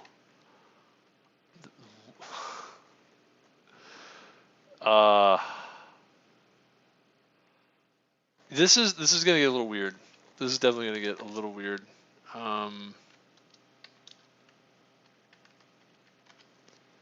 I don't even know if it's possible to do this. What I'm trying to do. So I don't know if I can do this. This is quite a bit of finagling here. A whole lot of fancy. You're about to see if it works. Impossible would be pretty fancy. Impossible would be pretty fancy. So, okay. Polymorphic key. Compare. Key, compare allocator, set.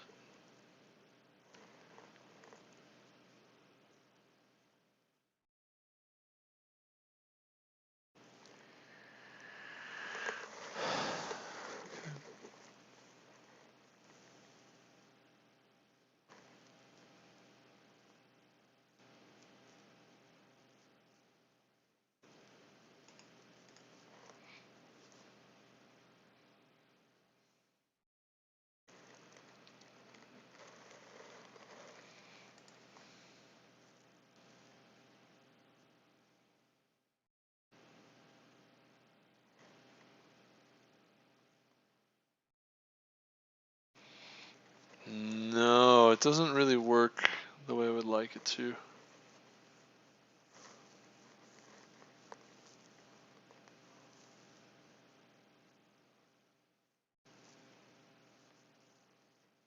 No.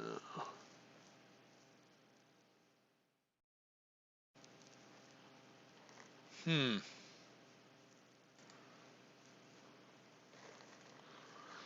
Mm-mm.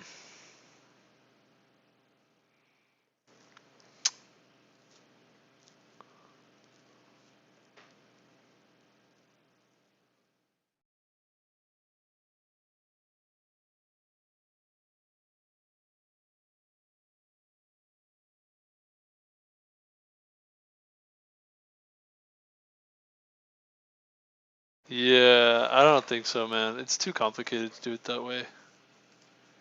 What I was trying to do, thinking of doing, is like somehow writing a comparator function that basically could determine the index of the set. No, it doesn't. No, it doesn't work like that. I think we would need a custom tree of some kind. Well, let's look at some of the other, before we go too crazy with that. I think in theory you could create a tree to do this in logarithmic time. We'll just move on from here. This is an interesting idea though. I like this. Maybe there's a way we can improve on this.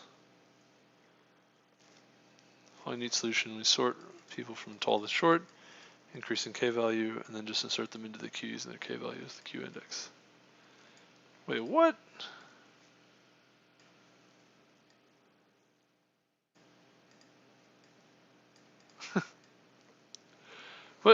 But um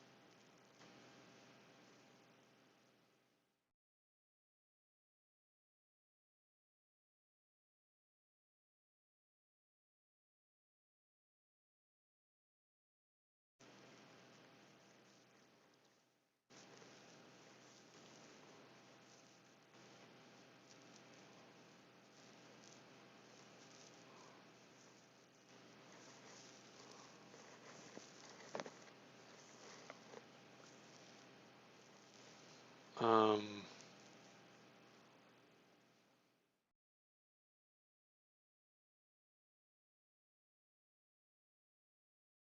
oh yeah, this is a little weird to me also. I didn't really like sit and think and ponder this, but he uses quite a bit of like Python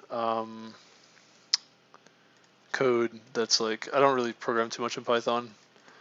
Not too much. I do some here and there, but this actually really would throw me off. Yeah, this is a lambda function. It's actually a key, so the comparator would compare negative h and k.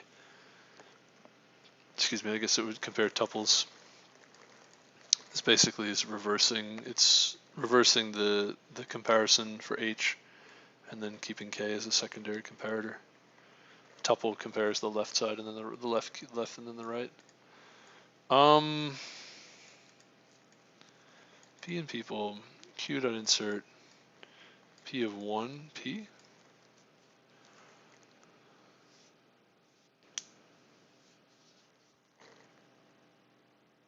Hmm.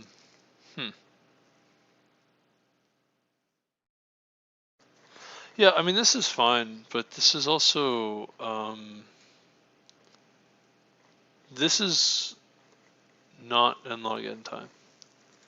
Like this would be,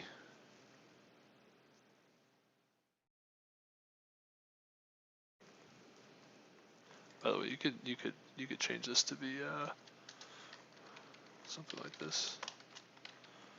A of 0 greater than b of 0, or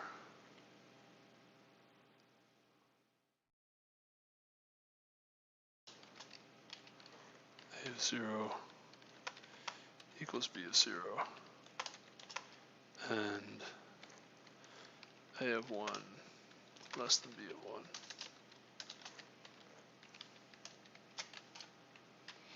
That's kind of the same thing.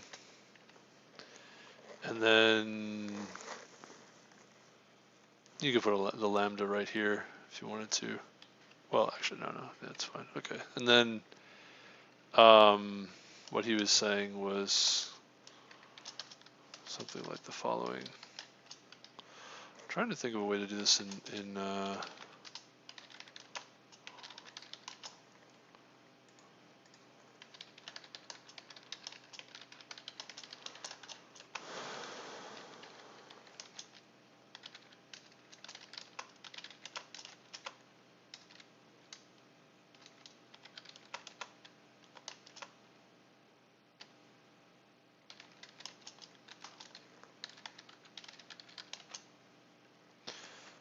kind of did something like this,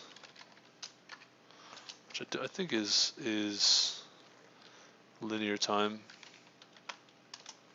It's kind of, yeah, it kind of did something like this.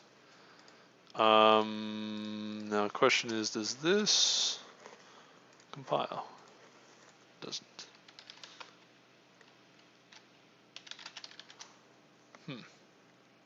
Apparently that works in Python, but that doesn't work.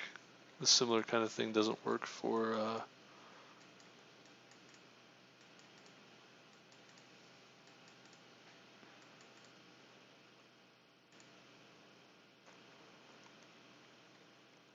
oh no.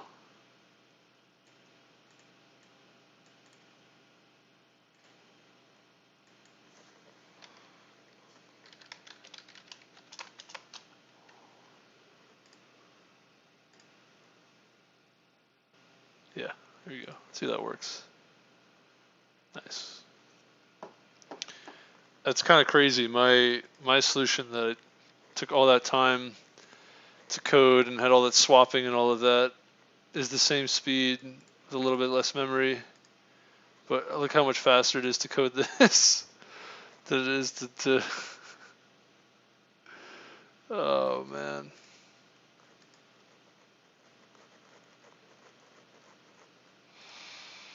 Interesting. Dude, that's brutal. Looking for what the n log n solution is. Yeah, so I actually can't see a way to do this like more efficiently. 3 different solutions, okay.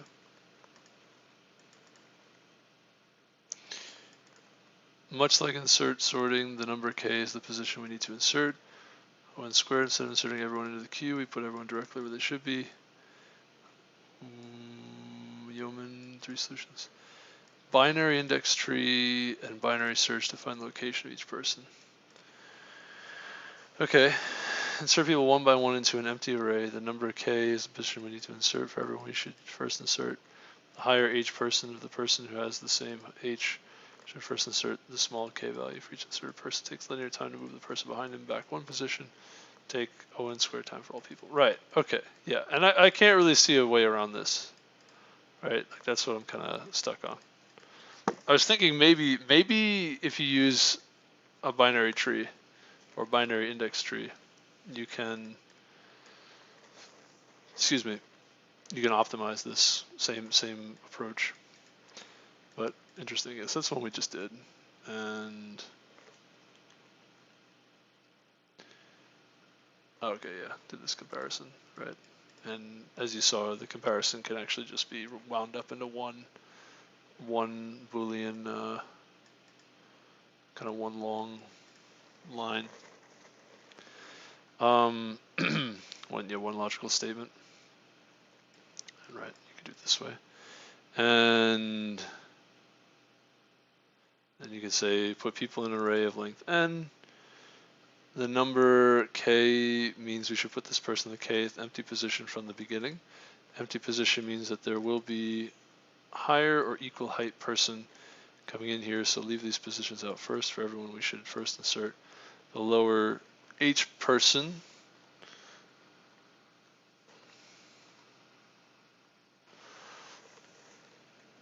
Insert the lower h person. For the person who has same h, we should insert the person who has larger k value first. So for everyone to put in, it takes linear time to find the kth empty position.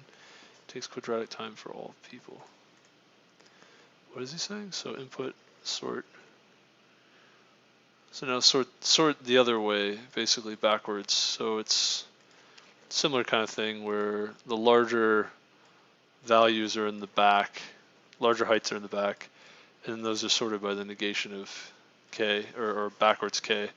So that's kind of funny, but it's a little weird. But basically, k, the larger, yeah, it'll be sorted by the height, smaller heights on the left, and then each section of heights will be sorted in decreasing order with respect to k. So like slightly different kind of a sort, I guess, other way, other direction. So now you put 4, 4, and it's the correct, and I guess you initialize your whole array first, I suppose. And so 4, 4 is the first index, and then 5, 2 is the next index, 0, 1, 2, and then 5, 0 is the next index, 6, 1 is the next index. And what's interesting is it doesn't put 6, 1 here, he puts it to the right of 5, which I thought was interesting. Not sure I fully understand.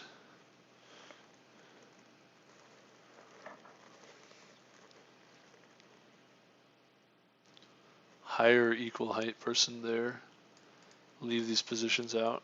For everyone, we should insert the lower h person.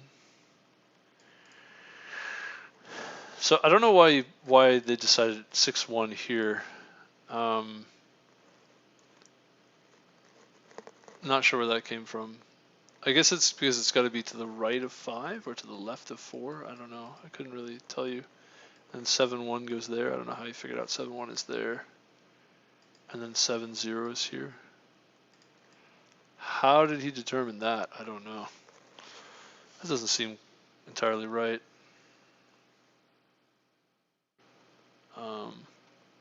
Let me lay down for a minute or two here, but I think I think you want to say this is a variation of this, and then this can be optimized using logarithmic search, binary search.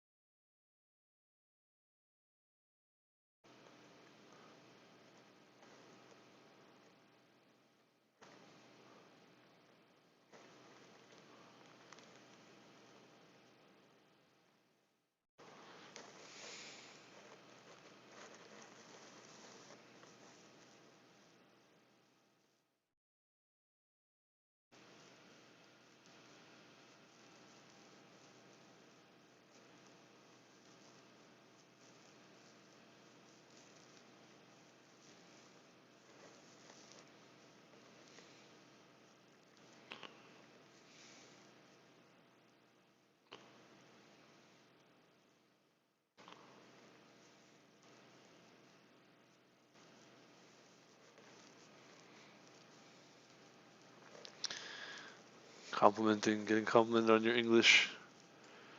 That's that's working in IT, man. That's funny. I don't know what to say about that. It's a funny thing. I remember last time I was complimented on my English. I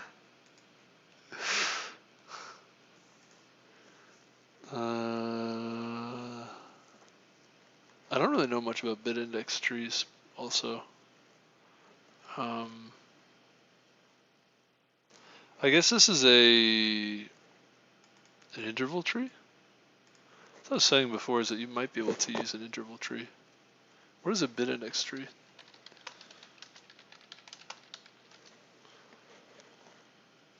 A Fenwick tree.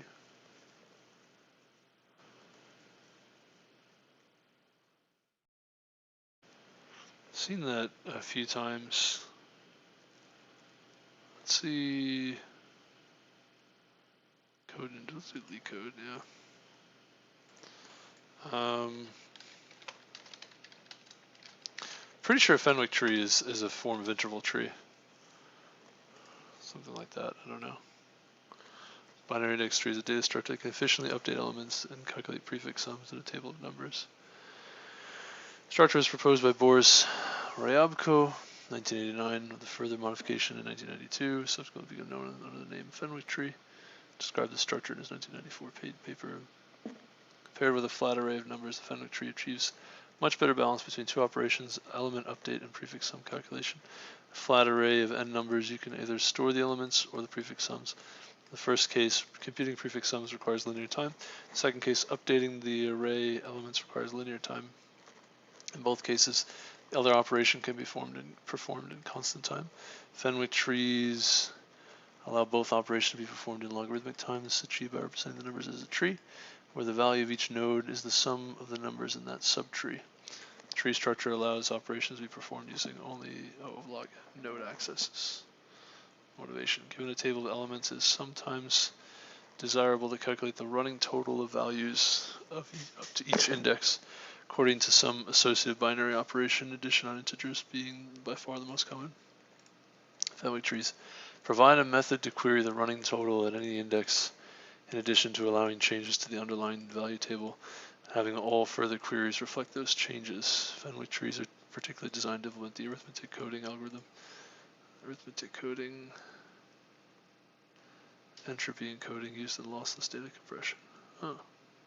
Maintains counts of each symbol produced and needs to convert those to the cumulative probability of a symbol less than a given symbol.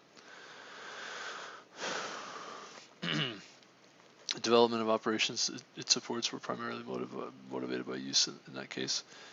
Using a Fenwick tree, it requires only logarithmic operations to compute any desired cumulative sum, or more generally the sum of any range of values, not necessarily starting at 0. Fenwick trees can be extended to update and query subarrays and multidimensional arrays. These operations can be performed with complexity O of 4D log dn, where d is the number of dimensions and n is the number of elements along each dimension. Interesting. Although Fenwick trees are trees in concept and practice, they are implemented as an implicit data structure using a flat array analogous to implementations of a binary heap. Given an index in the array representing a vertex, the index of vertex's parent or child is calculated through bitwise operations on the binary representation of its index.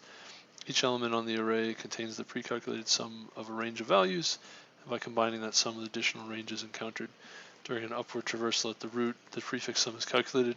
When a table value is modified, all range sums which contain the modified value are in turn modified during a similar traversal of the tree. The range sums are defined in such a way that both queries and modification of the table are executed in asymptotically equivalent time, O log n in the worst case.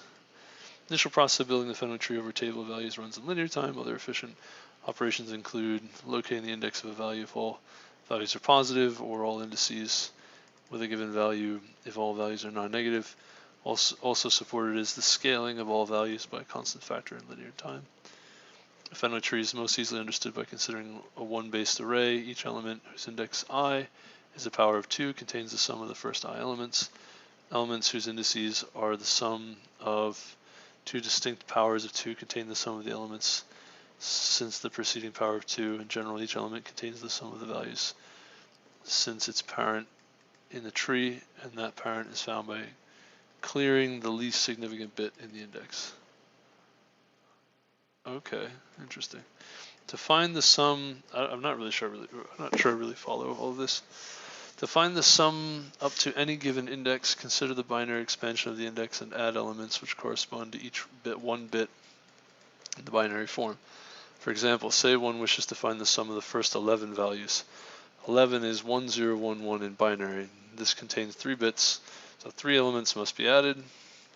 1000 or 8, 10, and 11. These contain the sums of values 1 through 8, 9 through 10, and 11 respectively. To modify the 11th value, elements which must be modified are 11, 11, 12, and what? 11, 12, and 32? And all higher powers of 2 up to the size of the array. These contain the sums of values 11, 9 through 12, and 1 through 16 respectively. The maximum number of elements which may need to be updated is limited by the number of bits and the size of the array.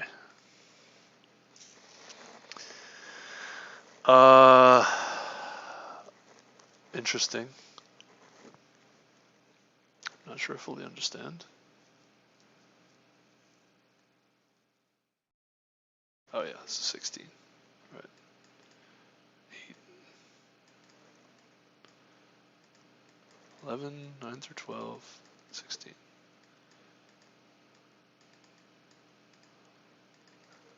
Simple C implementation as follows.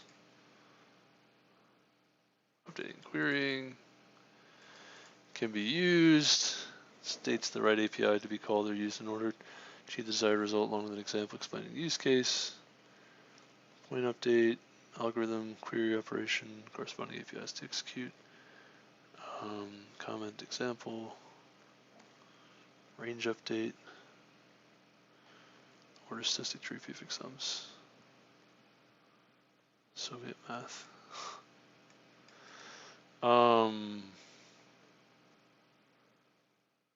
Right.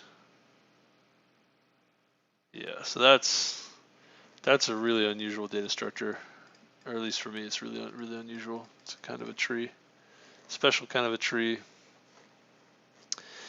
I think I need to like see some more examples of a Fenwick tree to be able to use it practice.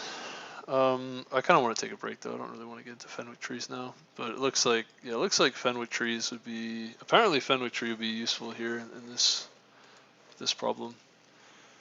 Excuse me. Why Fenwick tree?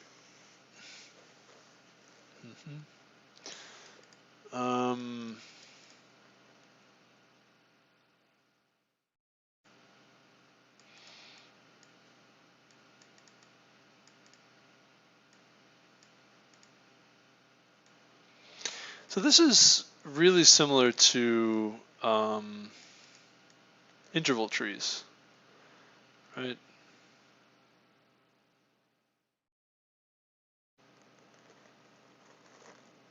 Basically, this is an interval tree, and I think you use a I think you use the Fenwick tree is basically just implementing an interval tree in an array. And so, right, the binary representation. This is the index in the array. It represents which value, I suppose. What is this range of responsibility? Well, I don't understand this part.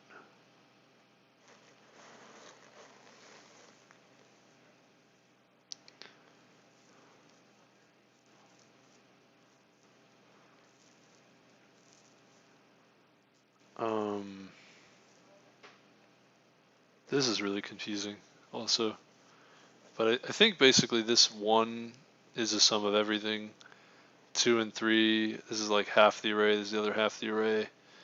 4 and 5 split 2 down further into 2 different pieces. Same thing, like this is 100%, 50%, 50%, 25, 25, 25, 25. 12 and a half, 12 and a half, 12 and a half, 12 and a half. 8 times. Right, 1, 50, 50, 25, 8 more of these, 8 plus 7 is 15. Yeah, and then it should be everything else. 12 and a half. 1, 2, 3, 4, 5, 6, 7, 8. It'll be 0 to 15 normally, I think. 100% plus 2 plus 4 plus 8. Something like that. I don't know.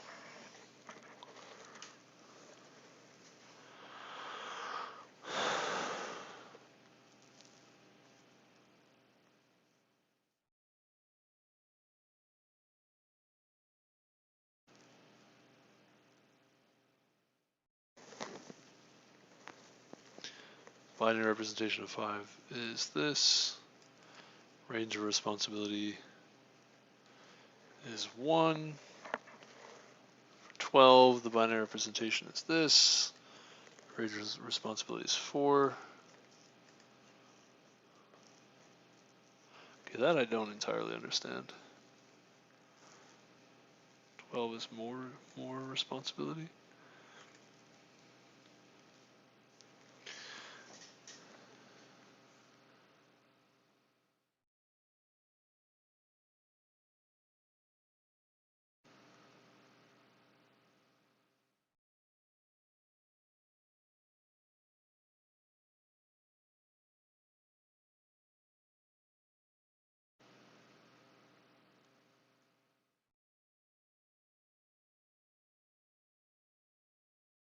I'm so confused.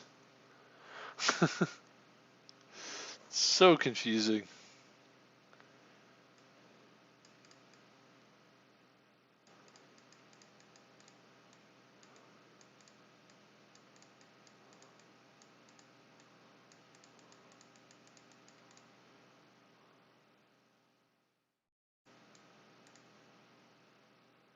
Yeah, I don't really get it.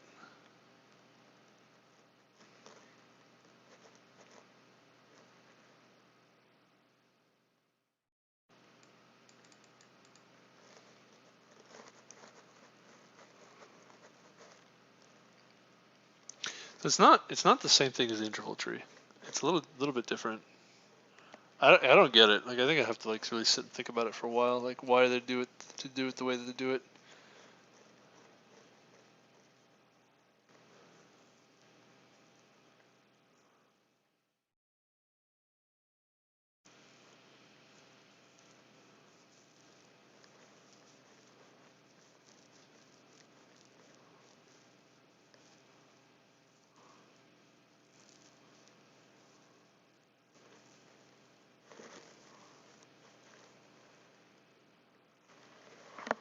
Skyline problem.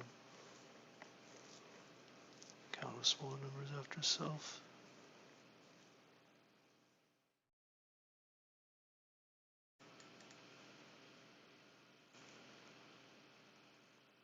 All bit problems list. Awesome resource. Yeah. I don't know, man. I gotta go over it again. I gotta take the time and think about it. Kind of like, I don't want to. Just outright don't want to. All right, so we'll take a break then. I think we'll come back. It looks like we got to review Fenwick trees first, so I understand Fenwick trees. First, a review of Fenwick trees, and then come back and read these two solutions, and they'll probably make more sense. And there's one more solution, which I think is, yeah, okay, this is the one that we did before. Oh yeah, this is almost exactly what I did.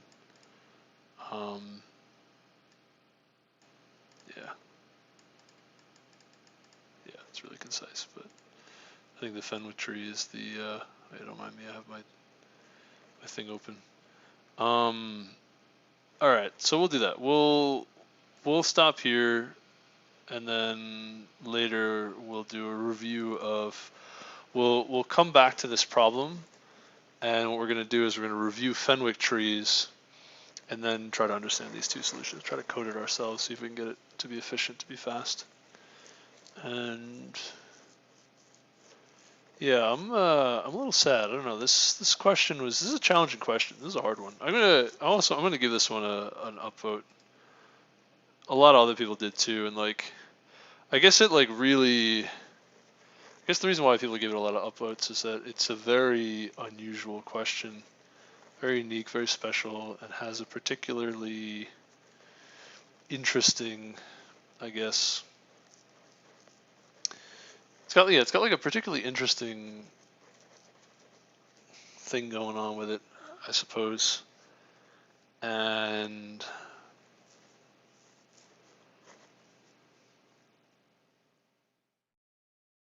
it's kind of special. Like, I came up with a solution that was really took forever to think up, but that was quadratic time, and I did that.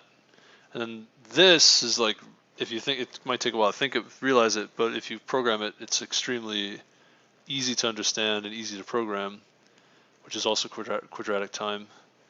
The other approach that I came up with took forever. This is great though. So that's kind of special. There's like at least two different ways to do this quadratic time. That's like, one of them is a lot easier than the other. And then there's this another way to do this, which is special, which is using a Fenwick tree, which is described in one of the solutions, which I don't even understand his solution, nor do I really understand how to use Fenwick trees and how those things relate to each other. So I guess we'll learn about that later, and then then we have that kind of in our arsenal to solve other problems in the future. If I saw this in an interview, I would get absolutely decimated. I would have struggled. Really challenging question, and yeah, I don't know what to say.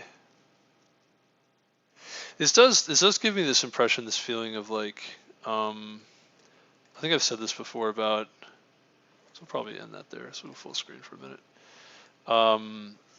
This does give me this impression of like software engineering questions being more about like how large is your knowledge base of stuff, more so than like, I don't know, I want to say something like how creative or how much you can think about something, or like just raw willpower, something like that.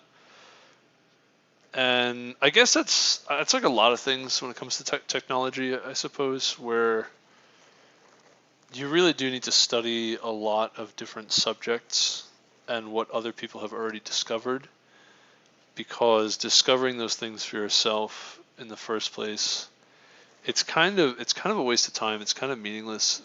It's like in other words, like discovering and inventing Fenwick trees myself in order to solve this problem. It's like, that's kind of absurd. Like you're not really going to be doing that. So don't do that. Like go.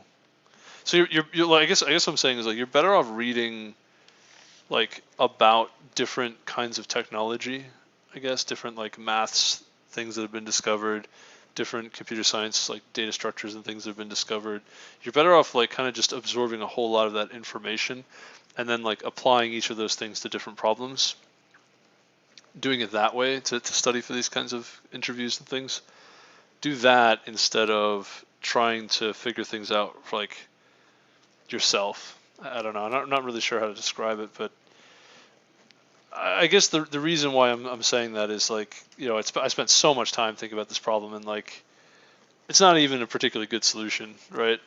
However, this other fellow, he knew something about Fenwick trees to begin with, and so he was able to kind of like piece together a better solution, a more optimized solution, utilizing that. And I guess like if I didn't have that experience with Fenwick trees already, like I would never, and I didn't, and I wouldn't, right? Like I'd just be stuck on this problem for an eternity. I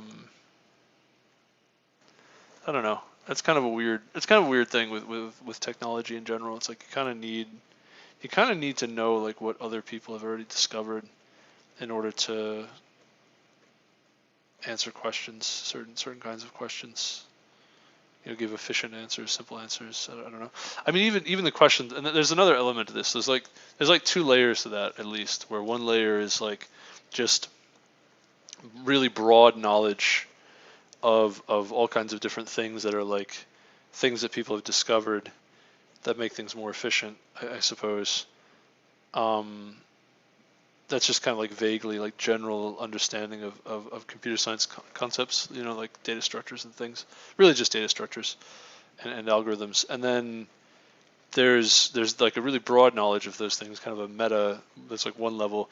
And then there's like another layer of that where in this particular problem, right, we had discovered like, oh, there are small things that make the problem simpler to understand. So sorting by the height and then sorting by the k value, like I actually didn't really pick up on that, right? That took me, I didn't really get there. Thinking about that, that is another thing that, you know, if you could look it up, that would be good. But even if you could look it up, like that's something that's sort of like, it's I guess what I'm saying, the two layers, that the second layer would be, this is something intrinsic to the problem itself that may be like kind of localized and unique, and like not something you might see something similar to that in another problem, but it's like very specific to that problem. Like there's information about a problem that's specific to that problem that you kind of need to spend the time learning about that problem in order to see that, to discover it. There's that too. There's that going on as well, which is kind of interesting. That could take a lot of time. I don't know. I don't really know. I don't know.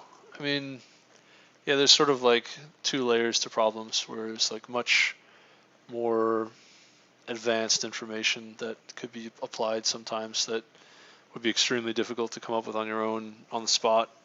It'd be impossible to come up with it on the spot, and it would be probably impossible to just think of it on your own, like just designing Fenwick trees just arbitrarily, without having a reference, without like hearing about it, learning about it. So there's that.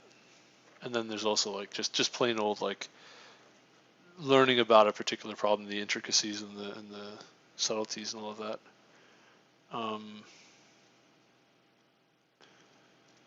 Yeah, learning about the intricacies and subtleties of a very specific problem,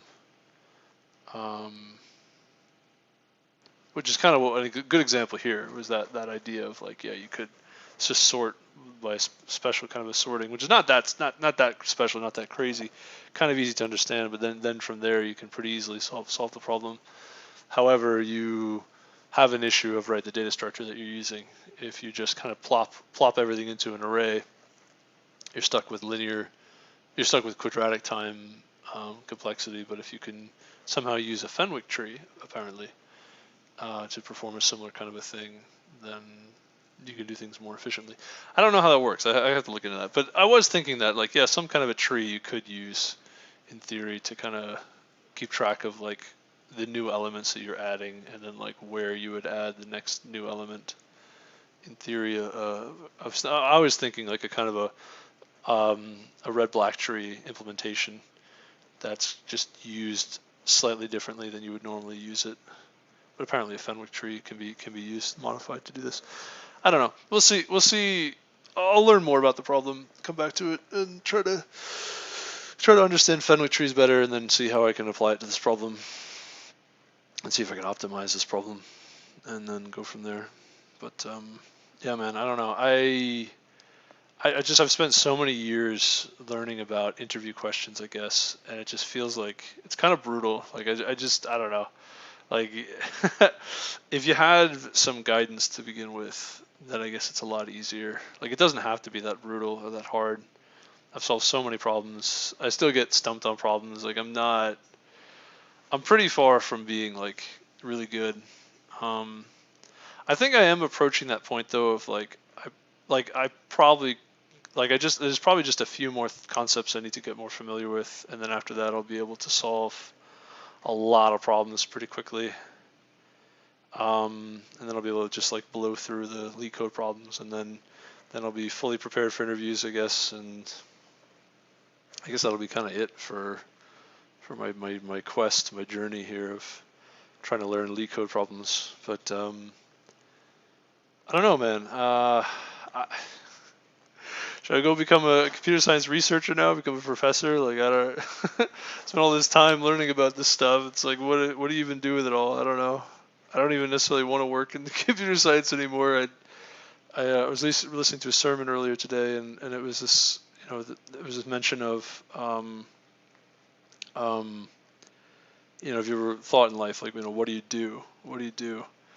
And I've been thinking about that a lot lately, just because the circumstances are just kind of all over the place for me. My circumstances are so bizarre, and it's like, yeah, I don't know what to do. I don't know. Follow God, man. Follow the Bible. Read Scripture. That'll give you a better idea what to do. But yeah, let me go. Let me go. Thank you for watching. I appreciate it. I'll talk to you soon. Have a good rest of your day. Yeah, I'll probably make a part 4 later, and that's going to be basically. I'll probably make a part 4 later, and that will basically be reviewing Fenwick trees and how it relates to this problem. Yeah, and then I think after that I'll probably like try to solve some Fenwick tree related problems. See if I can do that. See how I do doing that. So that way I get like a little bit better at that particular data structure. So yeah, thanks again. Take care. Talk to you soon.